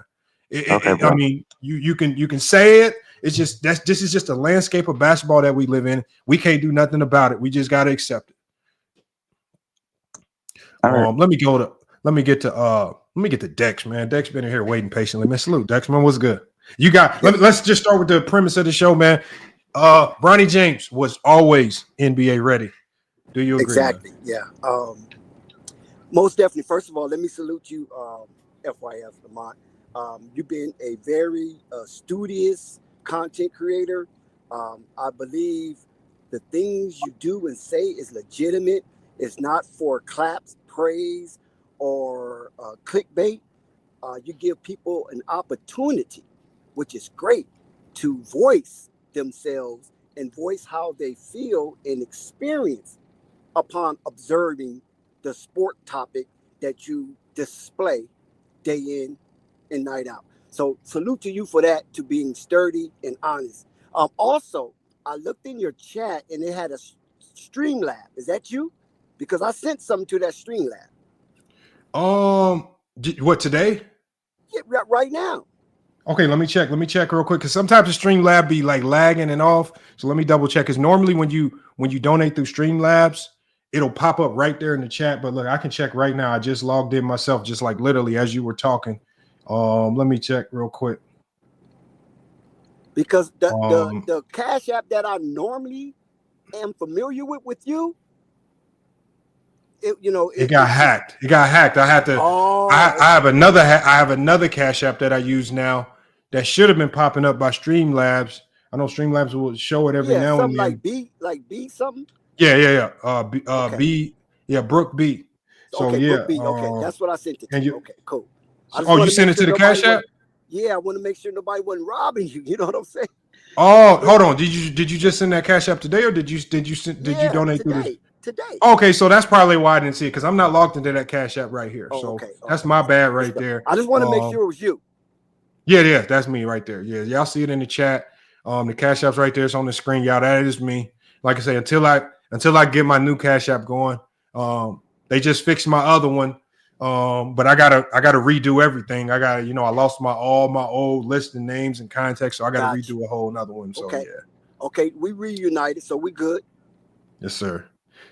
But what are your thoughts on this, man, with Bronny? Man? Yeah, I think Bronny was always NBA ready.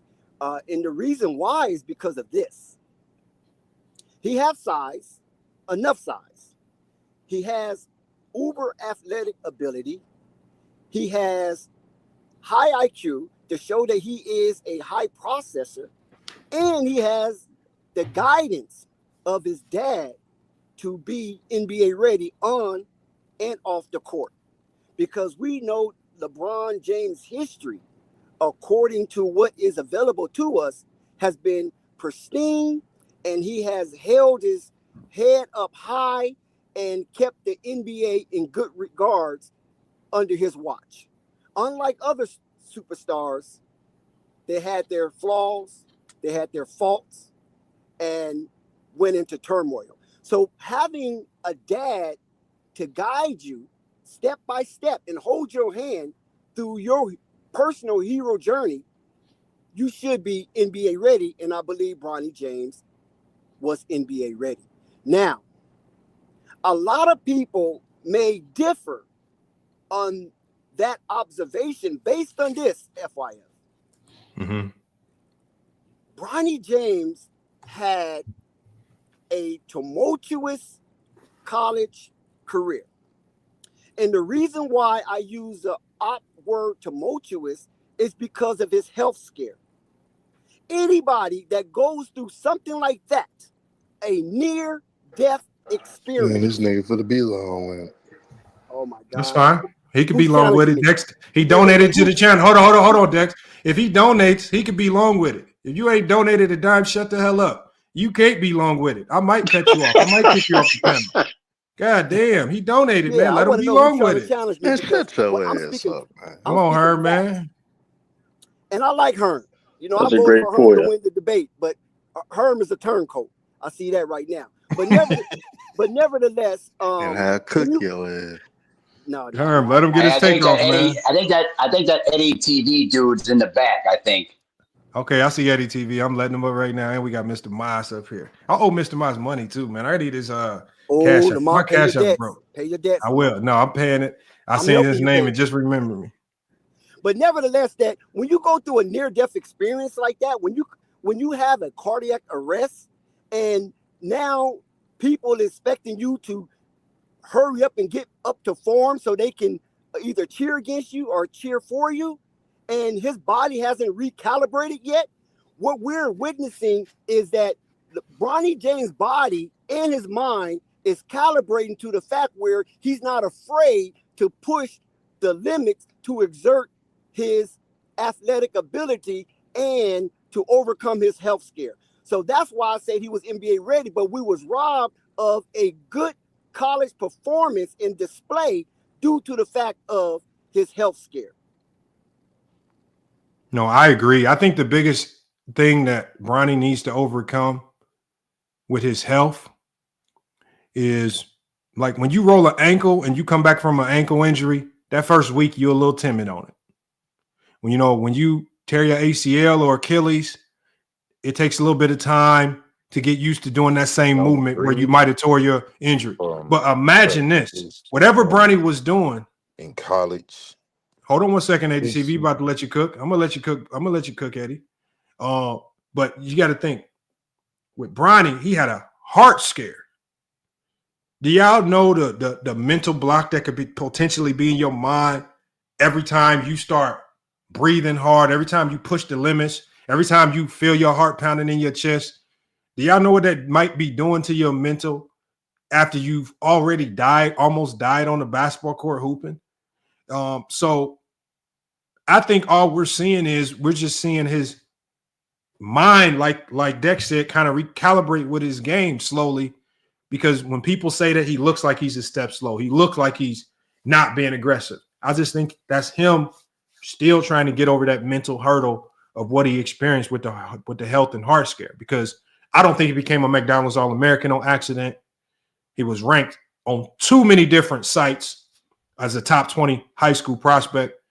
He was too good in high school, whether it was in Ohio or whether it was Sierra Canyon. He was too good. He played really good in a McDonald's All-American game. He played really good as on I think the under 18, or I think the one of the national teams that the USA team sent over to another country, where he played really good in those games as well. He showcased his talent. So I just think right now it's just about getting the mental side of it, and then also adjusting to the pace of the NBA, because In the G League, you're not going up against college guys. These are all pros, guys who've been in the league, guys who've been in the G League for years, guys who've been in the NBA, guys who were lottery picks. So you're still dealing with a faster, higher level of play, even in the G League, that you have to adapt to as well right there. So I just think he's just adjusting right there. But we did get Eddie TV, man. He did pull up. So, man, look, let's see what Eddie TV. We got Bronny James. I say Bronny James was always NBA ready. Do you agree? And if not, tell me why. Can you hear me? Yeah, we hear you. All right. So I disagree because high school, he averaged 14 in high school. Okay, cool. Still wasn't the best player on his team. Who was better than him on his team? I forget who the kid's name was. I forget who the kid's name was. I think it was Was it Cassius? No, hold on. Cassius wasn't there that year. His senior year, all those guys had left. So what we're talking about is because there was only 2 seniors on that team. They were depleted of talent. They had to reload with a whole bunch of young talent. Please tell me who was better. I would actually have to go look.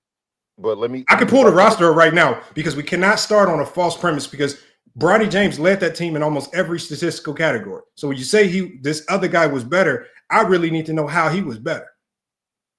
Can you still hear me?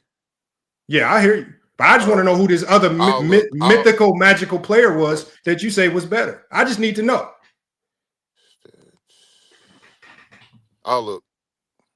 I mean, we got to address that now before we get too far away from it. I can't figure the dude's name right now. I can pull up the roster and walk you through it. You talking about Bailey? Bailey?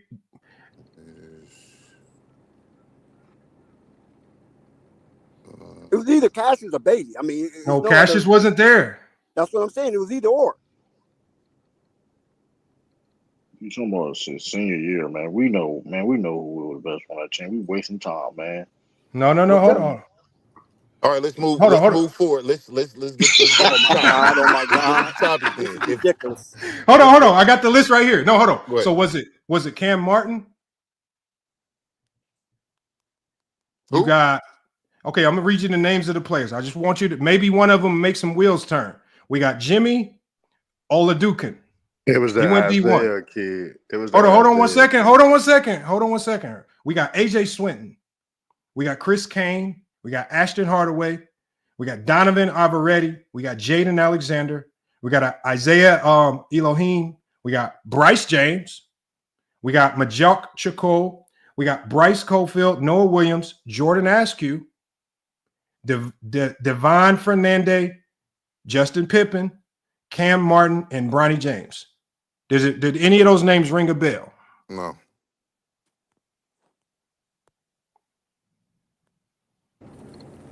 Lamont, you busting heads, Lamont. You should be ashamed of yourself. I mean, I'm just saying because I know Bronny James that year. Sierra Canyon is generally a top 10 national team. They were only in the top 100 because they had lost so much talent. Remember, the year before, Bronny was there with D. Wade's son. D. Wade's son couldn't sit in the bench behind the other seniors because you know how a lot of people say nepotism and Bronny plays above people he's not supposed to play above. He had to pay his dues his junior year and sit on that bench behind some better players. So he paid his dues. But that senior year, it was his turn. And it really would have been D. Wade's son turn too to kind of step up and lead that team with Bronny. But what happened with D. Wade's son? His ego. He didn't want to sit the bench. He started swipping and flopping schools, went somewhere else, fell off the map. Bronny stayed through the storm. And without all that talent, he still kept that team as a top 100 team in the country. And he led that team in almost every major statistical category. Yeah, but I just want to know who was better. No, Herm. I just need to know who was better because you cannot start off on a lie. He was the best player on his team, and it wasn't close. For 1 year, right?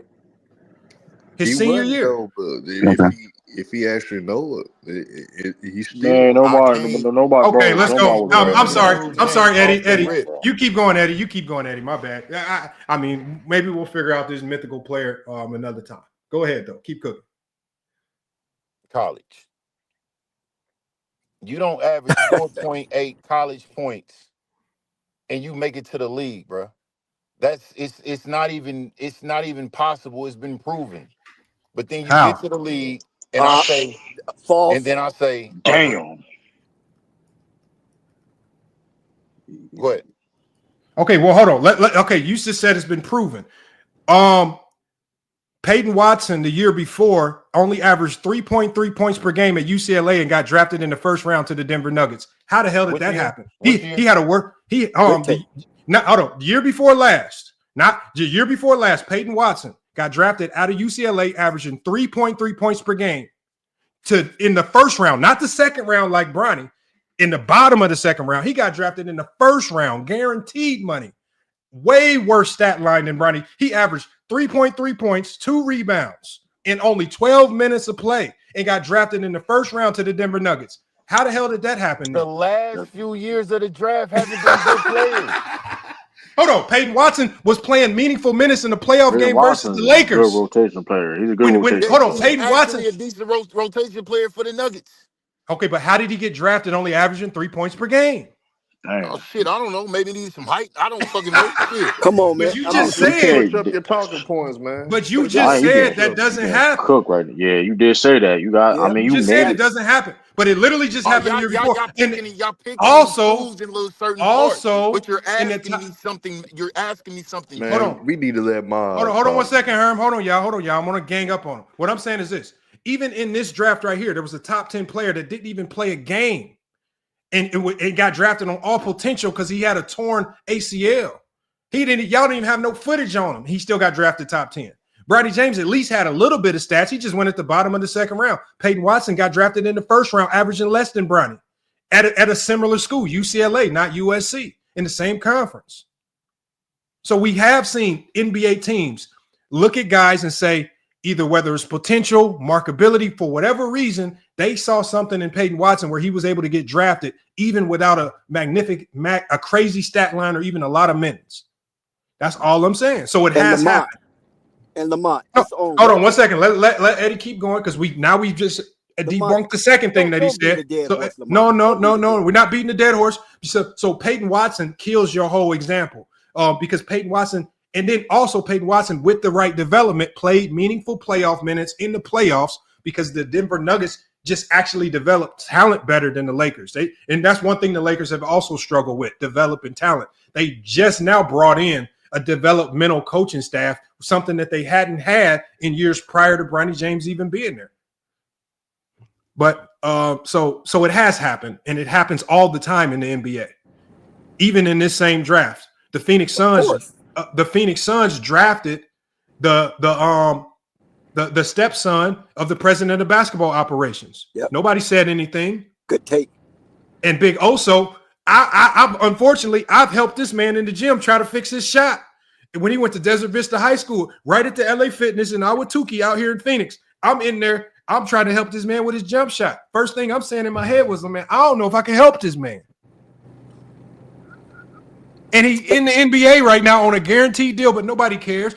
Eddie House, he had his 5'9" son. He got his 5'9" son a deal with the Celtics G-League team. Yep. How does that happen? When he didn't transfer from multiple school after multiple school, being a head case everywhere he went, started off at Arizona State, probably shouldn't have went there, was a head case, got caught with pills, got caught with weed, transferred, and he still got his son an opportunity. John Stockton got his son an opportunity, got him drafted, coming off the bench for Gonzaga, was barely a marginal player, was barely even playable. He got him drafted into the NBA, playing for the Utah Jazz. And he's still in the league because he's in the G-League, playing in that same game with the Valley Suns versus Bronny James, and Bronny James just barbecued him. But let me hold on 1 second, Dex. Let me let Eddie continue. I'm sorry. Bro, you done took the air out of the whole damn room. You didn't let me get a word in. Well, it didn't make no sense, bro. I mean, you trying to argue, but you ain't saying nothing, bro. Yeah, Lamont is. Yeah, let's move up. Let's move on. Oh, no, hold on, y'all. Hold on. Eddie is a content creator, so I want to let him get his say. So I don't want to put a bad taste in his mouth. Eddie, my bad. That's on me. I shouldn't have did that. You go ahead. Go ahead. Move. Go ahead. I won't say nothing. To the next person. No. I'm sorry, Eddie. No, go ahead. No, Eddie. Go to your next point. I'm sorry. I didn't mean to go on a diatribe. Lamont couldn't wait to do this, bro. Exactly. I see. I'm agreeing with you on that one because Lamont is ready. I'm telling you, I know when somebody is ready. He is ready, and he has preordained this here Man, stream, and Lamont knowing ain't that you ready, guys man. going to come Lamont with capping certain like a points, motherfucker. and he Shut up, already man. there. Lamont ain't ready, man. Oh, hold on, y'all. Let's be respectful. Look Can at we her. please? Can we please You be? can't I help said yourself. Eddie can finish his take. That was on me. I probably shouldn't have went on a diatribe. My bad, Yeah, Eddie. that Go ahead. Lamont, you just gotta let Eddie King cook what he I'm feels gonna first. let him cook. That's on me. Then you're Y'all gonna right. let him counter. All You're right. right. You're right. Hey, Eddie TV, you're free to say what you want, brother. Go ahead. Now, the reason why I said he wasn't NBA ready because of the things he did in college. He was brought into the league for his daddy's appreciation. And then he had preseason to cook. He didn't cook there. He had summer league to cook. He didn't cook there. He went to the G League. He can bounce. He's able to bounce back and forth and do X, Y, and Z. He had a game of 30 points, 16 points, and 16 points. But the percentages wasn't good. What I would say is for him, he needs to stay in the G League, get his reps up, get his shit off, and then he will probably be maybe, just a little bit maybe, in a year or two NBA ready. But now, as of now, no, I don't think so. You can have a few good games, but that don't mean you NBA ready. Quincy Olivari had a few good games in the G League. He might be NBA ready. I think he is NBA ready over Bronny. Are you just referring to their scoring outputs? I seen you talking something earlier about defense. Yeah. So defense out of college, preseason, and summer league can get you a spot on an NBA roster. You think that? Damn right. Yeah. Defense can get you a spot. Hell yeah. Yeah, I see it every year.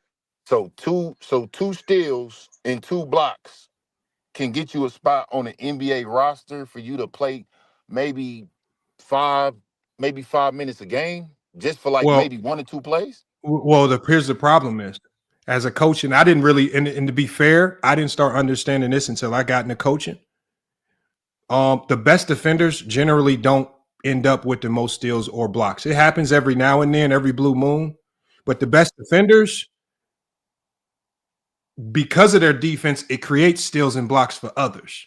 So, for example, a guy like Kawhi Leonard or even a Draymond Green or Scottie Pippen, their defense and their ability to get hands on balls, create deflections, force guys into areas on the court where they're uncomfortable. It allowed others to get blocks. It allowed others to get in the passing lane and get steals. And we saw this example when Larry Brown surrounded Allen Iverson with all great defenders, and Allen Iverson was able to lead the league in steals, and he was the worst defender on that team because you had Eric Stowe, you had Aaron McKee, you had Dikembe Mutombo.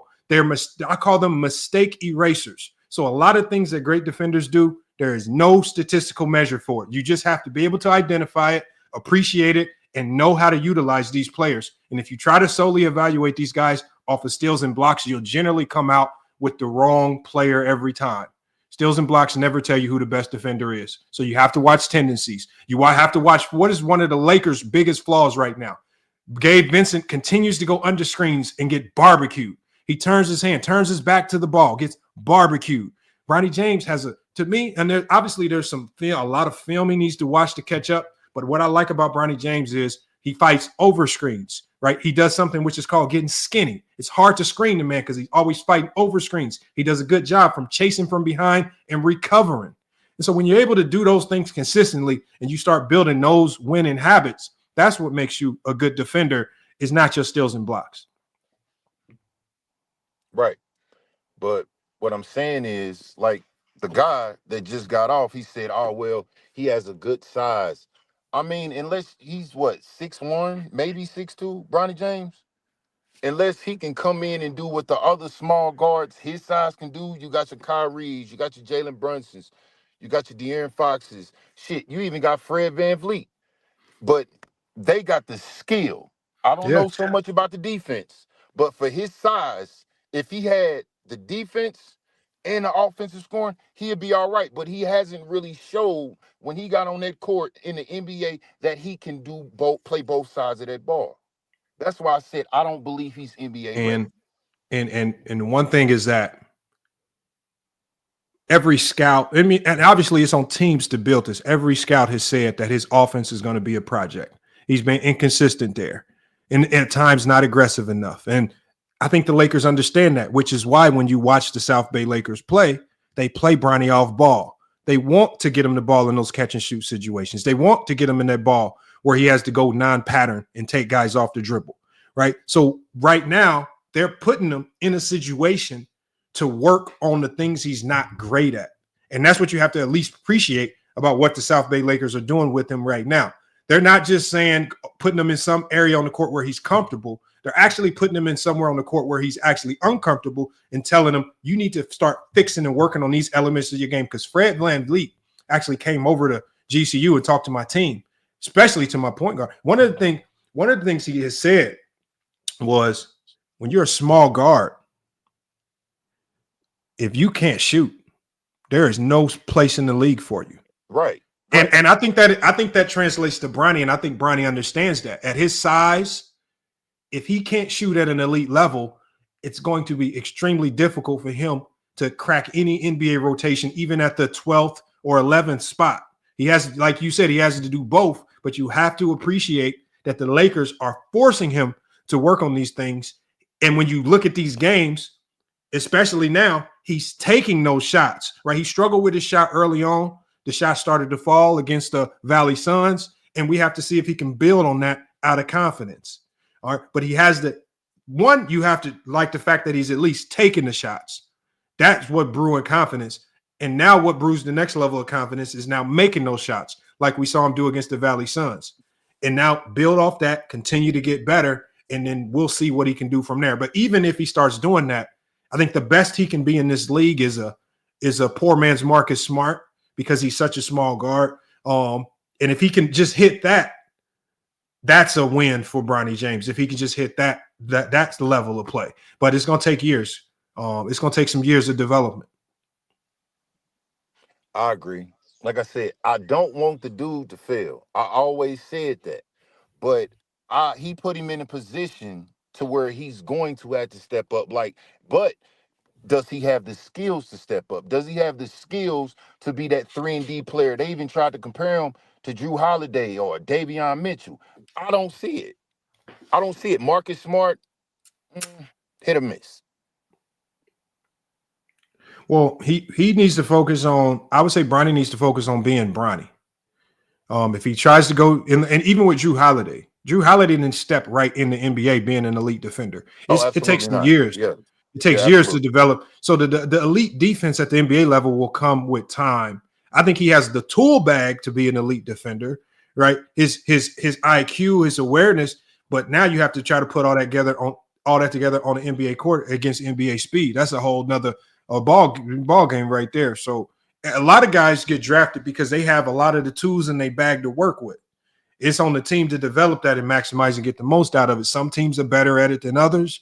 Hopefully the Lakers have brought in some people that can maximize his development, streamline it, and get him ready to go. But what I'm saying is, when I say LeBron was NBA ready, I'm speaking from the sense of he has enough tools in his bag to work with to where I would feel comfortable as an NBA organization saying, okay, I can work with that. I can develop this. I can potentially get something out of this somewhere on my roster later on down the line if it's not right now. Lamont, if Bronny wasn't NBA ready, why would Rich Paul have to go in front of Bronny and threaten teams not to draft him if he wasn't NBA ready? Is that even proven to be true, though? Well, that's an easy answer, because teams thought if they get LeBron James, teams thought if they draft Bronny, then they get LeBron. So sorry, buddy. I don't get that point. And based on the trade rumors we're hearing now, we now see why the Warriors might have been interested in drafting Bronny. To get Bron. LeBron is not going anywhere. But he's not going nowhere. That just listen, hold on. That's just kerfuffle for the NBA because he's been absent. That's the only reason why they're bringing up LeBron and trades and all that stuff. Hold on, let me get to, because we nowhere. He's not leaving. I'm gonna get to Mr. Maz, and then I'm gonna go to True the King, and we still got Mingle, Justin, and a few other people to get to. But Mr. Maz did pull up. Maz be cooking on Rated R Sports. Maz be cooking.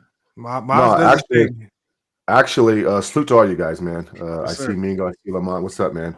What's going Lamont, on? it's all good, bro. You told me a long time ago that your Cash App shit wasn't working, so it's all good, man. You know, we good.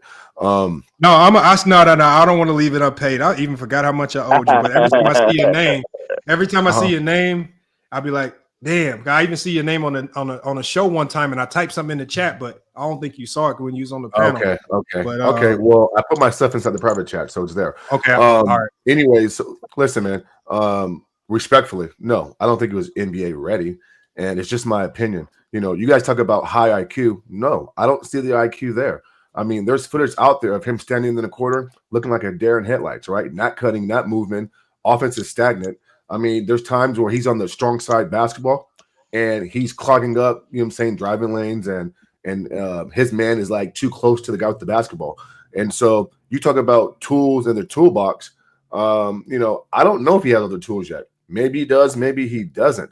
But defensively, I don't see what you guys see. I mean, I know guys here in Sacramento who was at the scouting shit, Lamont, and they said the same thing that Marcus Spears said, that he was getting cooked easy. They scored every single time. And here's the main thing, and you hit, and Lamont alluded to this, that the NLA G-League team, they're playing him off the ball because, let's face it, he's going to be a 3, and you guys say D, but I don't see it. So why not prepare him for that? But he can't even run a basic NBA offense. When he crosses half court the basketball, he looks clueless, right?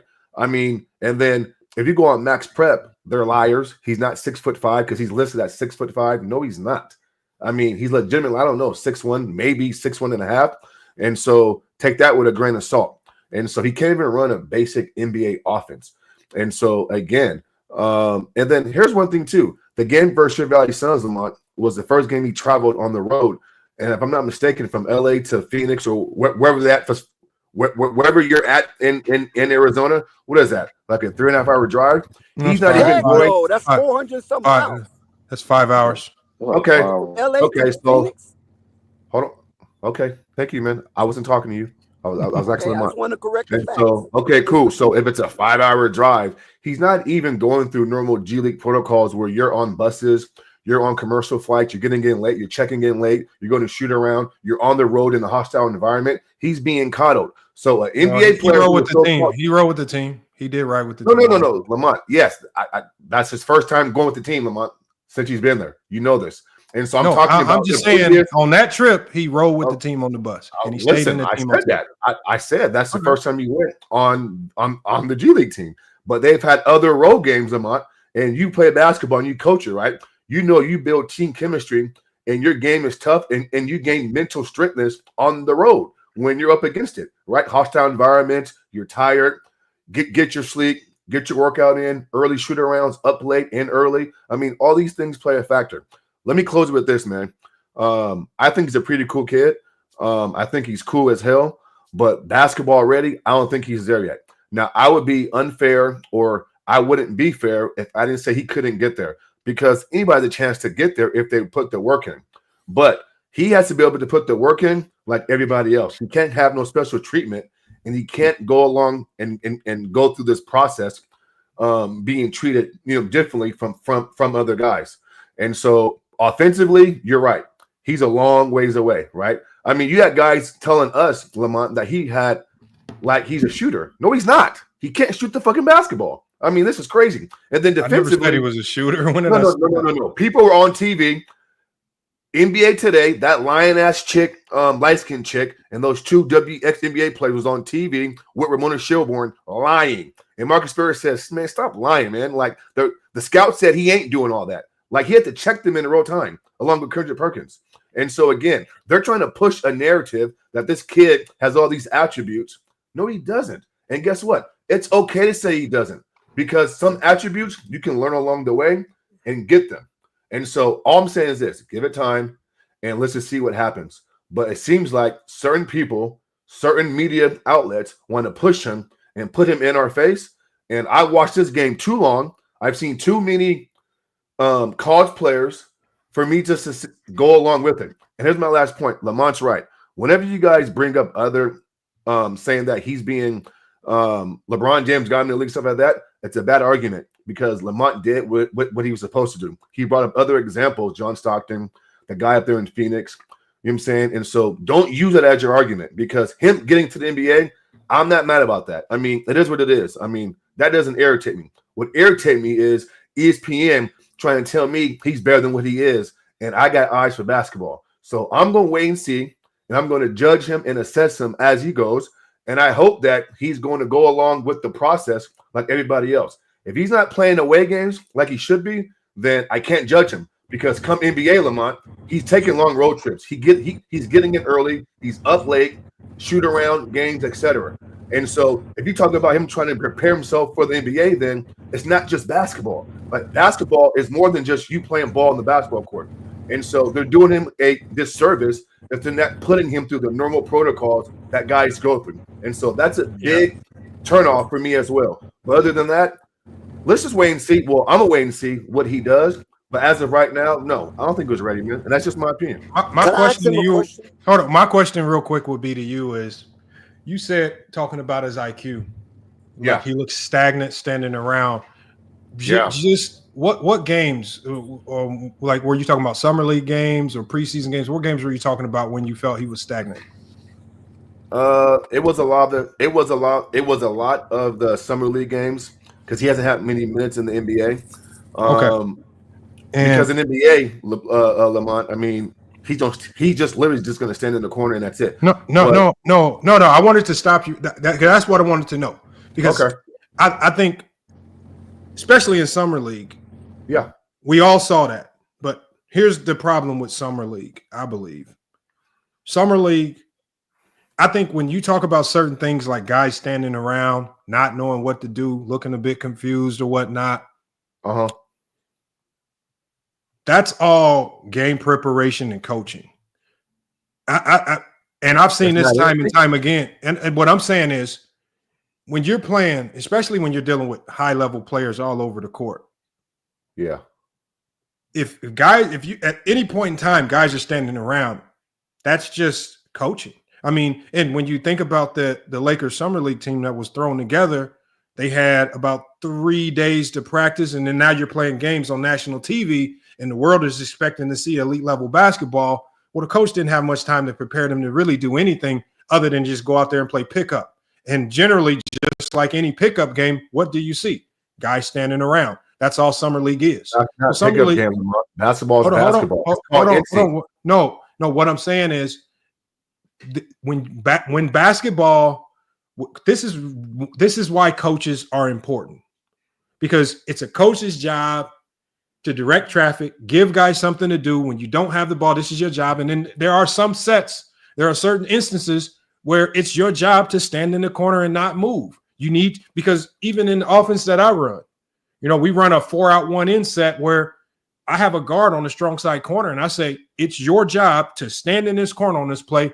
As my point guard attacks downhill, he's going to make your defender do one of two things: commit to him or commit to you. And we have to read and react off that alone. So sometimes when you see guys standing, it's by design. But I think when you're talking about summer league basketball and you see guys standing, that was just more the dysfunction of the summer league. It's just not very organized basketball. But now when you watch the South Bay Lakers play with a bit more organization, more structure, now we don't see that as much. Now we see sets being run. Now we see Bronny James on the move a lot more. Now he's cutting to the basket a lot more. Now they're putting him in the hammer slot, and now he's getting lobs at the rim, even though he's a small guard. So because now everybody has something to do, because they have a real offense implemented, you don't see that same standing around. So when we say the IQ, the IQ is there, but it's hard to, especially with Bronny James, who I believe is a pattern player. He's always going to be a system player. He's always going to be a pattern player, even to a detriment. He needs the offense to thrive. He's not like Oliveri, who can just go get a bucket out of nothing. They're two completely different types of players, and they're going to both pave their roads to the NBA very differently. Oliveri, a different role from Bronny James. Bronny James is whatever he does to make an NBA roster is not going to be embedded in any stat. Stats are not going to define who he is as a player, because I think he's kind of that Derek Fisher type. He's a utility guy that's uber important, right? In some senses, but he's never going to get appreciated because there's no stat line that's going to give him appreciation for it. And I think Oliveri is going to be like that Nick Young type. Can score, and just give you those buckets off the bench. And that might be his roles. Two completely different roles. But I just think we got to start understanding how to appreciate guys like Bronny James, because he's never going to be a statistical guy. He's always going to be a glue guy. He's always going to be a glue guy. Lamont, just real quick before Mingo goes. I have a question for you also. Okay, a kid comes to your gym, Lamont, and I know you and the coach will say, damn, yeah, I can tell he's played before. He has foundation. And so when I say he wasn't moving in summer league, like there's basketball is basketball no matter what you're doing. Like certain things should just happen naturally. It's called instinct. And I didn't see that. And so thank God that he's around real NBA personnel now that's going to force him to do these type of things. I agree with you with that. So, I mean, but still, I mean, I didn't see like a foundation of him and saying, you know what? He's not there yet, but he has something to work with. I don't see that yet. You do, I don't, but it's all good. But the reason why I see it is because I didn't just start watching Bronny. I started watching Bronny years ago at Section 7 when he was a high schooler. And so the tendencies and the IQ that I've studied, this is for me of years of watching him in person and not just jumping on this bandwagon and watching him as soon as games are on national TV. This is why I know with 1,000% certainty Bryce James will not be the basketball player. He's not going to be 10% of the basketball player that Bronny James is, because I went and watched Bryce play. It's just not there to me. It is not, and I could be wrong, and I'll die on that hill. But me watching Bryce, if he gets to a high major, I would be so surprised if he can get to a high major. It might be by name, but it definitely won't be by skill. And if he can crack a rotation at the D1 level, I would be surprised, because he can't even crack the rotation at Sierra Canyon.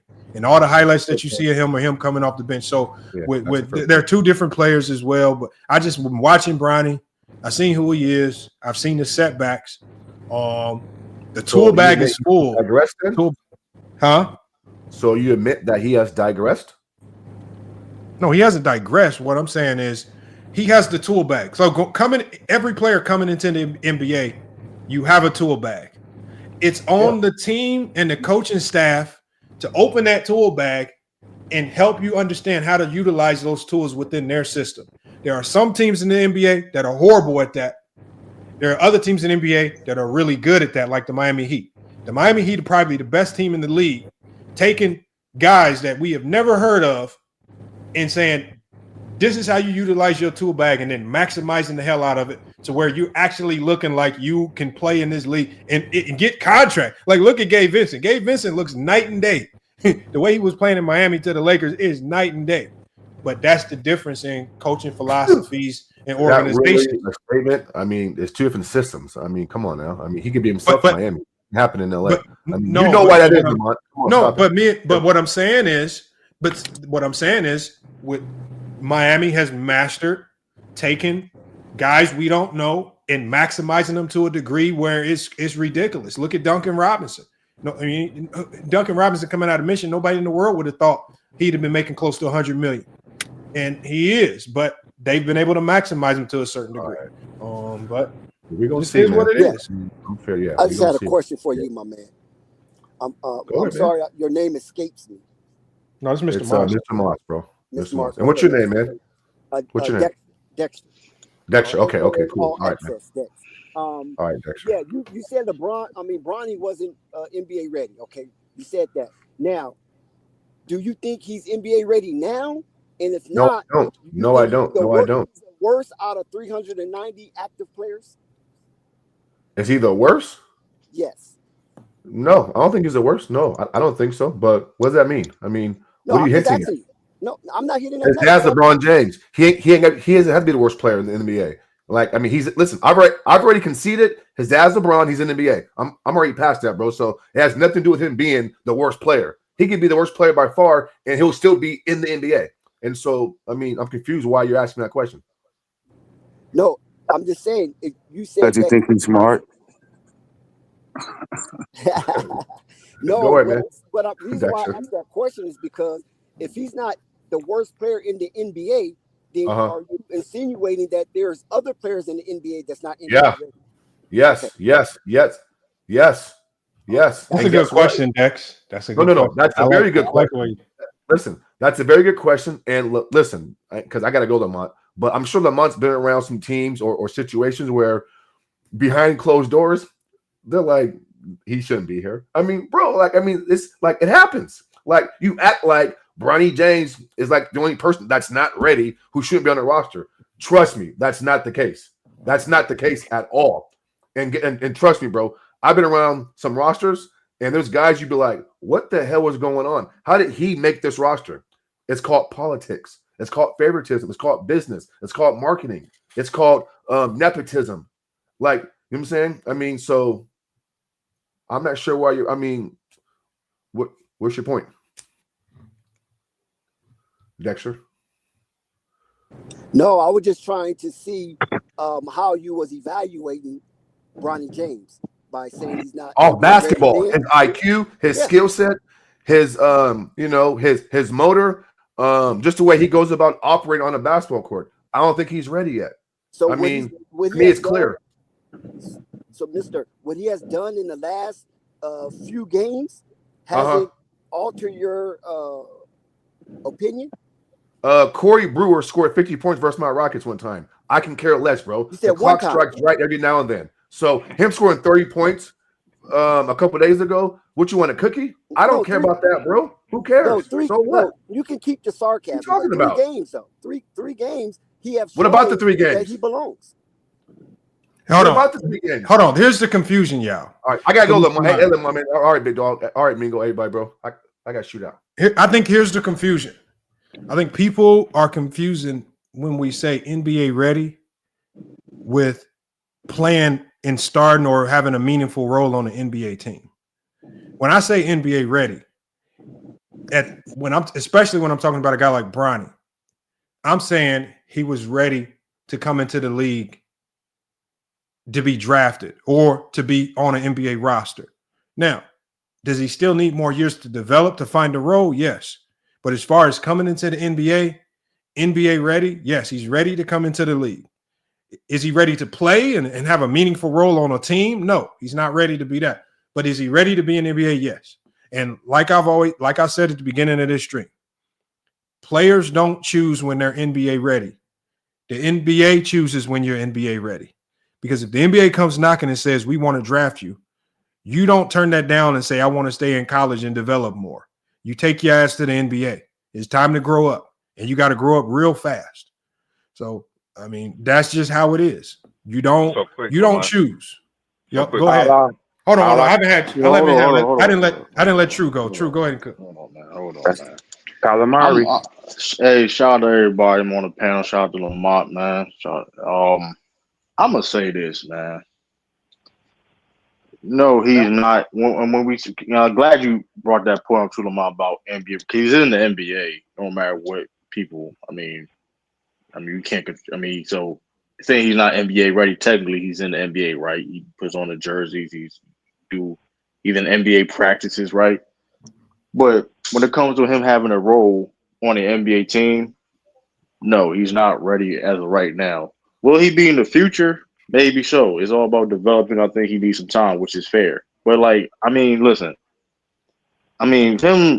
Listen, you know how many people that be killing, you know how many people that really be snapping in the G League, y'all? Don't listen. It's good that he is in the right direction of improving. That's all that matters, right? Listen, it don't matter. Listen, how long it's going to be for Bronny to be where he needs to be? Who knows, right? As long as he's in that right direction, right? As long as he's getting the right development. That's all really what matters. But I'm also not going to overreact over a couple G League games when there's dudes that's in G League MVP conversations that don't even really touch the roster. Don't even really get minutes like that.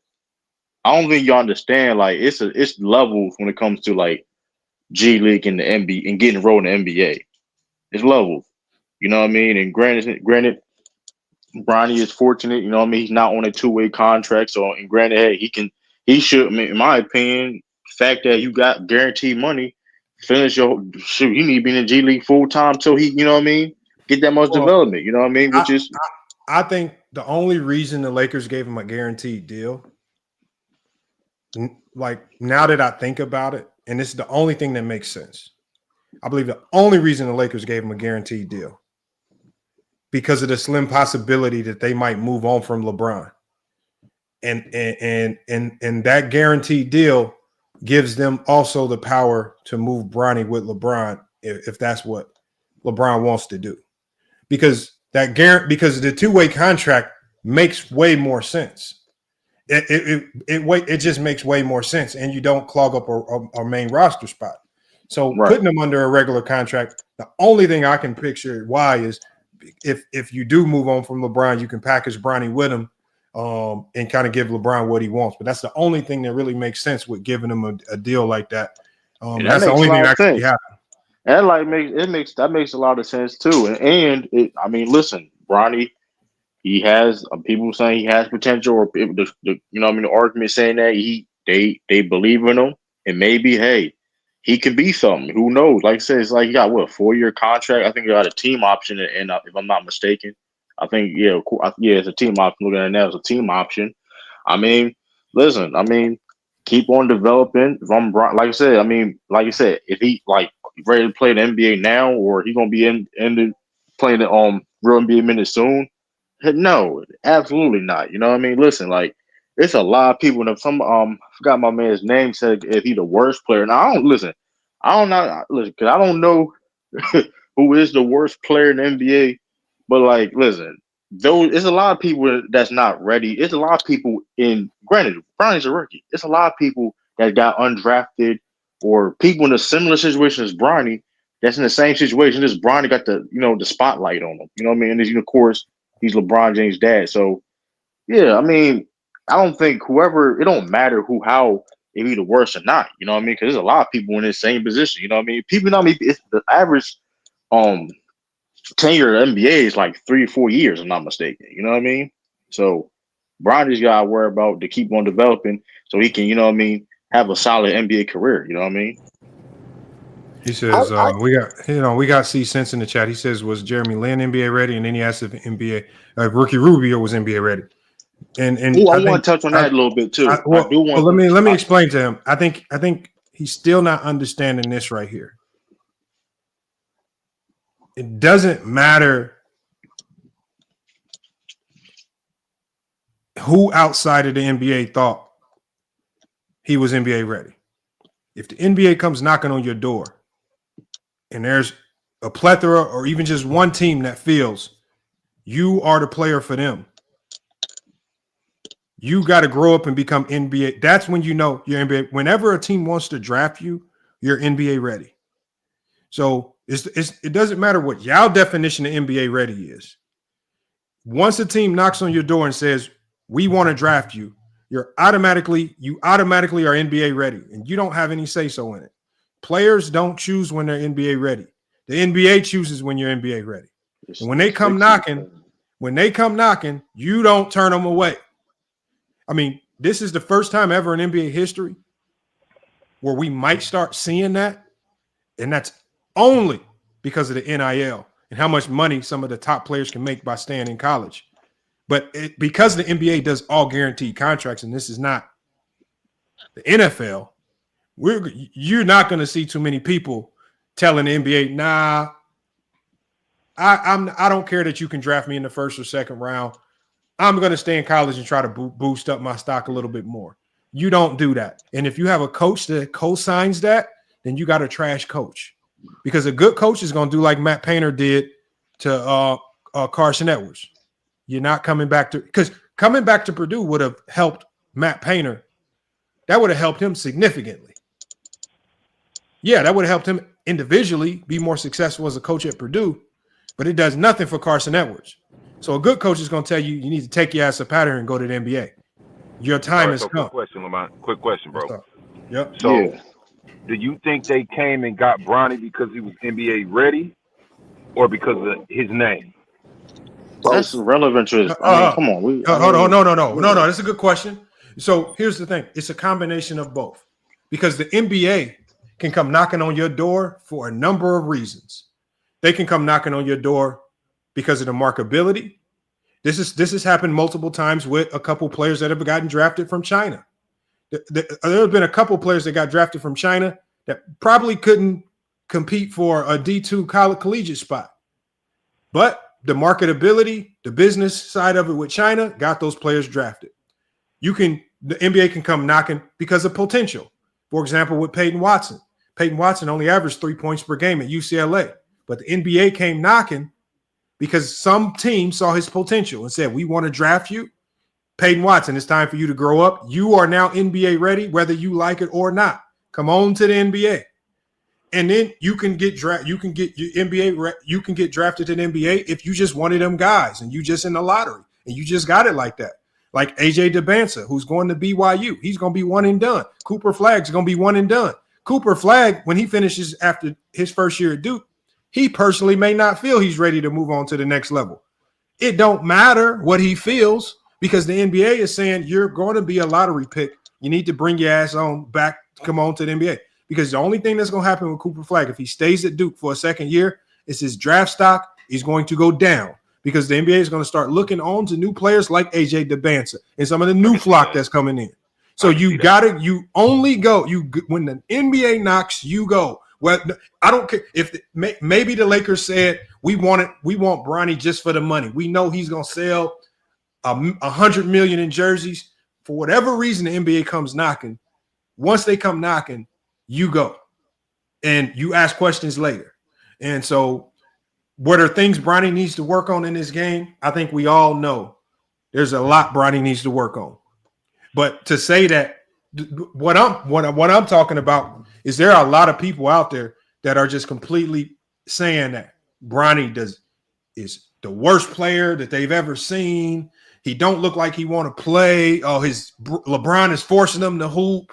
Like if you get that good and Bron is forcing you to hoop, well, shit, you can't get that good and somebody's forcing you to hoop. Like he too good. And so Bronny has tools in his bag. He needs a lot of work and development before he can be in the rotation, but he's NBA ready.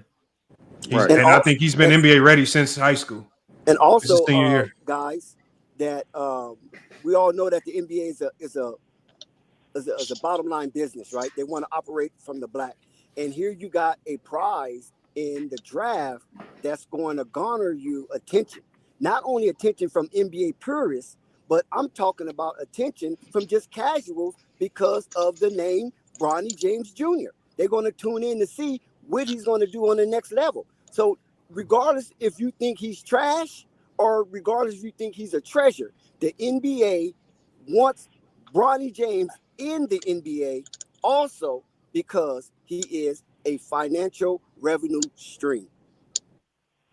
You know, I like that you said that, Dex, because, and this is just my opinion, but I believe that Bronny James is now going to be traveling in road games because the NBA's told the Lakers to start sending them on road games. And the reason why I say that is when I was at that Valley Suns game and I saw literally thousands of little kids, I'm talking about you would have thought it was actually LeBron James in the building, the way these little kids was acting when they saw Bronny James. He has a rabid, crazy fan base of a whole bunch of 8, 9, and 10-year-olds and 11 and 12 and 13-year-olds, and I have not seen nothing like it. Me and my team, they was all sitting in front of us because they was on one row in front of us. We was looking at each other like, I have never seen kids glaze somebody this hard. They glazing the shit out of Bronny, and it was crazy. So, but the thing is, sending them on road games means better ticket sales and viewerships for the other G League teams.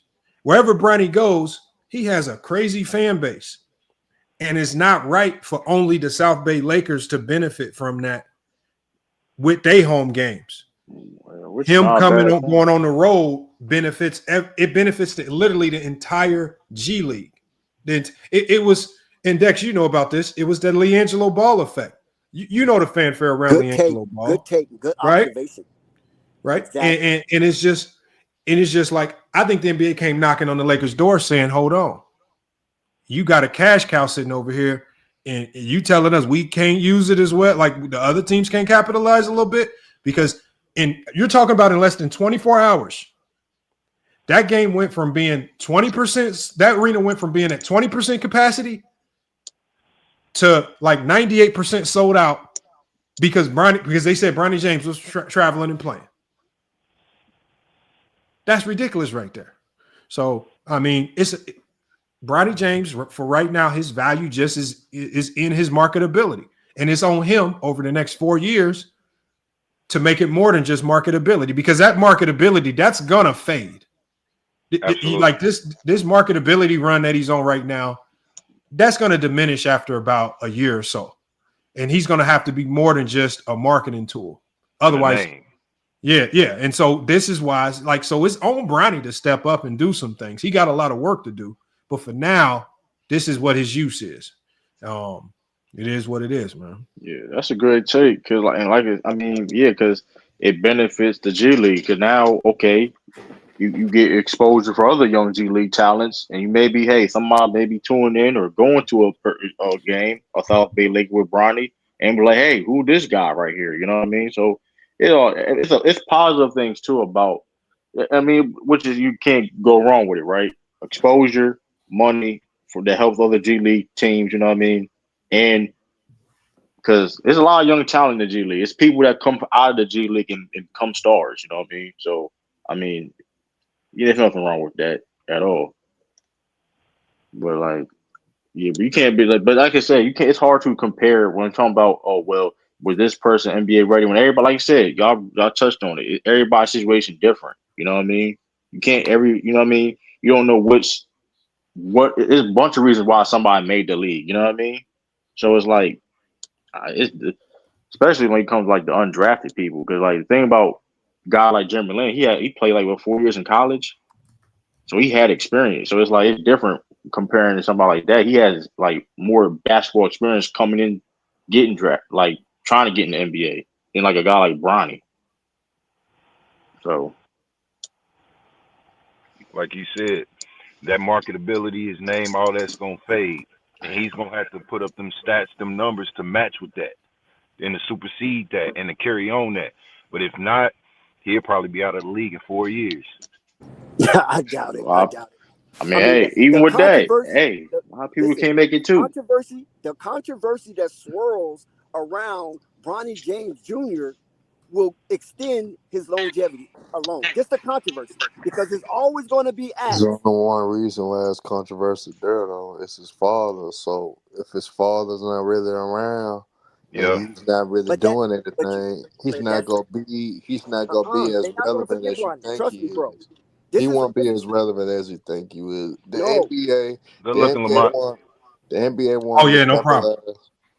wanted to capitalize to basically what the Griffiths did, what Ken Griffith Jr. and Ken Griffith Sr. did, and they wanted to capitalize on that type of moment, and they somewhat did it. Now they wish Bronny could have been productive, but it is what it is. End of the day, bro, they're gonna take advantage of it this year, but he will have to step his production up. If he don't, he'll fall to the wayside for us this year. He won't fall to the wayside. He'll never fall to the wayside. He will, bro. No, he will. No, I'm not gonna lie. The NBA ruthless. When you fall to the wayside, you fall to the wayside. They didn't kick superstars to the wayside. They did Carmelo Anthony to the wayside. No, but Carmelo has 15 years. Your time is up. When your time is up in the NBA, the NBA don't have no problem with making sure you know your time is up. They're gonna get that money. I'm saying. I agree with that. You're gonna be gone. Hold on. Only person that survived. Hold on, guys. He better be ready. Survived Father Time was LeBron James. He's the only person. And it's not about that, bro. It's not anything. Everybody don't got that luxury, though. You name me Dex, hold on, Dex. When Melo still has something left in the tank, and the NBA said, "Nah, Melo, your time is up." LaMelo was with the Lakers. He still has something left in the tank, right? I used to watch Melo play with the Lakers, right? You know what he was doing on the court? Hold on, let me give you something that I know. I don't think you know. Okay, They so tried I to said, cut Kyrie's yeah, throat. he won't That's smoke. the He won't crazy smoke. part about it. Let They that tried to chicken cut just all Kyrie's throat. Listen, Melo, watching him in person, you know what his job was? His job was to stand beyond the arc at the angle, right? And and Russell Westbrook will be over by the scoring table, and it'll be 3-on-5, and they will kick it out to Melo, hoping that he hit that three. He wasn't part of no motion or anything. He was a standstill scorer. Melo wasn't a spot up shooter though, bro. Yeah, With he the won Lakers, he on. was. You say I'm on gonna where? tell you. Well, hold The on. Lakers. Carmelo still had at least another 2 years left in him when he got forced out. I think that was Yep, clear to fact. He didn't everybody get that's seen him forced play. out. Melo didn't get Yes, he forced did out. get forced He No, out. did. He did get hold forced. on. He did No, get he forced didn't. out. No, did. listen, For hold what? on. For whatever reason, he Melo got didn't forced want to out. It don't accept matter. the Listen, he got roles, forced out. brothers. Melo didn't want to accept the roles that was He given did to him. accept his That's role. forcing He out. only But that's accepted with forcing the out. They Lakers. That's telling it. me, He didn't but accept here's it with Houston, and he didn't accept it with no. OKC. He But didn't. here's the So thing. Only with Dex, Houston, and he didn't. Dex, And for some with Portland. whatever reason, what we saying is, once the NBA decides, for whatever reason, your time is up. Your time is up, and they'd have no problem with ensuring that you get no other opportunity, no phone, Coaching your too. That phone goes for ain't every ringing. job. That goes for When every job that in the door NBA. closed, the door closed. It And closed. Bronny needs to understand Lamont, they are right. Bronny is on a nasty shot clock right now. His shot clock is winding down. I He disagree. got it. He got it. And I'm gonna tell y'all right now, I promise y'all this. Bronny don't have 4 years. I don't care what his contract says. I disagree. Bronny got 2 years to get right. Hold on. He said True the 2 King. years. Hold on, True the King. Check this out. Hey, No, listen. hold on. True the King. Check this out, True. Y'all gave Carson Edwards that 4-year deal. How many years did the Celtics give Carson to get right before Bro, they they let get it y'all down? here. I know.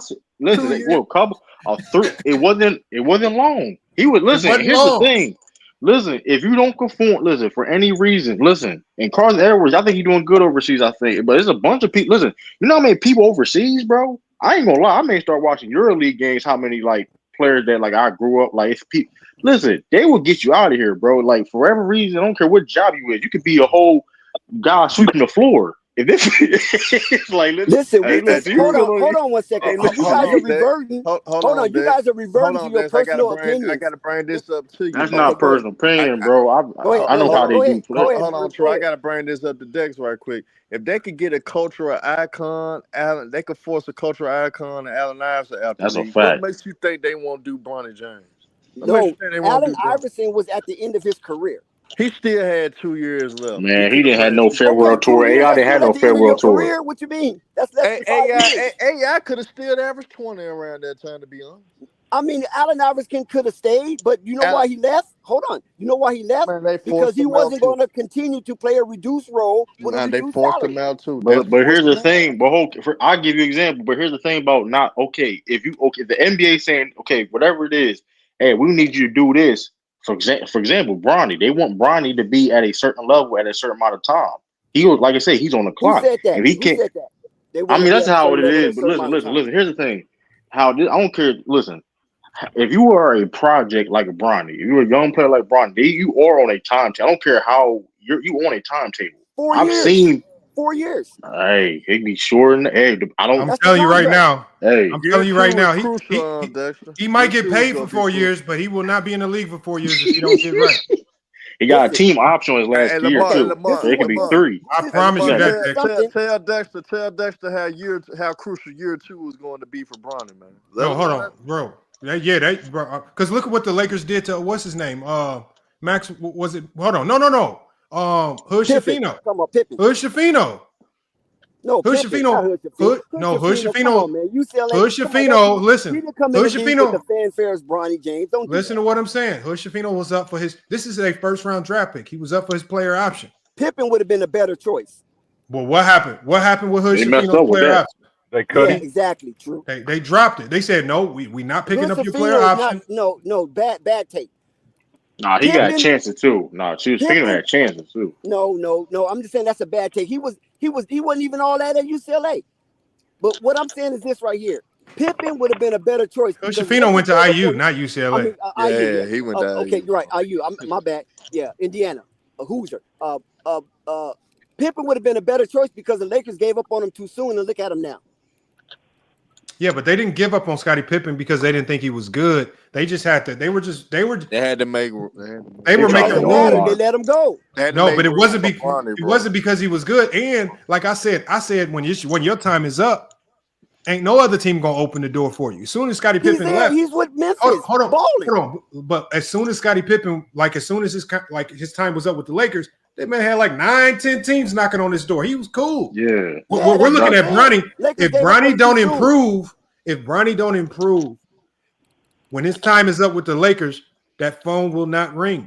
It's not going to be what Scottie Pippen Jr. So the thing is, only way Bronny will get thrown to the Sharks if his marketability starts to shrink. It will. Yeah, but if he won't improve, it will shrink. It is what it is, bro. Yeah, but as we've seen, this marketability wave, it comes in waves. Yeah, there you go. And what I'm saying is that wave like it's just like a regular wave. It only go for so long. Ebbs and flow, right? And so this is his wave right now. He has the young kids because of the game and stuff. All the marketability. He sold 50 million in jersey sales. Yep. This is a wave right now. He can only ride this wave for so long. The only other thing that can carry him now is the basketball got to carry him. The wave is going to carry him right now, which we understand the business side. But that basketball got to start kicking in. All the tools that I've been talking about, he don't start taking them tools out the bag and start using them. He going to be on these podcasts with me and you soon. Hold on 1 second. Why are you guys laughing? Am I lying? Am I lying? We're going to be on the game together. We're going to be on the game together. Man, doing subathons. Hey, Lamont doing subathons. Doing 3. So be careful what you agree with right now. He get nukes. He can get a nuke on Call of Duty, man. Yeah. No, I know we joking, no Dex, but this is the reality of the league. Like, shit, they got Marlboro I believe, here. and I think even Eddie TV believes. I believe everybody here believes to a certain degree that Bronny can get better. But what all I'm saying is there's a best case scenario here, but then there's also a worst case scenario here. Okay, hold on, Lamont. Let me ask you. And that worst case scenario is a very high likelihood that the worst case scenario can play out as opposed to the best case scenario. Of course, it's 50-50. Okay, Herm, let me ask No. It ain't 50-50 either, if I'm being honest. Hell no. Like, it's not, and that's what's crazy. It's like 30-70. It's like 30-70. But Lamont, though, but that's what's crazy. But that's why it's like I want to because here's the thing: the NBA is ruthless. That's why I said he should have, my opinion, develop in college the best he can. Then hear me out. Because like I said before, his time. Listen, you can't go back to college. You only can go you can see. That's what I'm saying. If he would have developed in college, basically, he should have stayed. Right, develop. But you can't develop in college anymore. I mean, the reason why you can't develop in college anymore. The number one reason why, and coaches. Coaches. One, he had to go to a mid. Coaches are too. Coaches are too thirsty. He would have had to. The only way he could have really developed is if he didn't went to Davidson or something, like a really strong mid-major, where he could have been, where he could have just walked the door. But he wasn't going to do that though. Alone, he was the best player. So the thing is, if he goes to another high major, right? It's going to work. You guys are putting up some unrealistic. No, listen. No, hold on. No, what I'm saying is you got to understand Bronny James' style of play. Going to another school, his style of play is not going to change. He's still going to be a team first player. He's still going to always look to make the right pass. He's still going to he's not going to change. He's not going to all of a sudden go to Purdue University and then start chucking up 20 shots a game trying to beat Carson Edwards. It's not his game. Everybody don't want to go to Purdue. No, but I'm just saying that I thought coming out of high school, he should have went to a Big Ten school.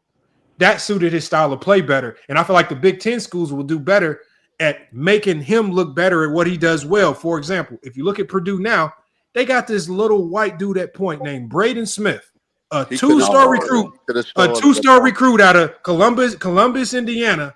And Matt Painter got this man looking like he could be National Player of the Year some games.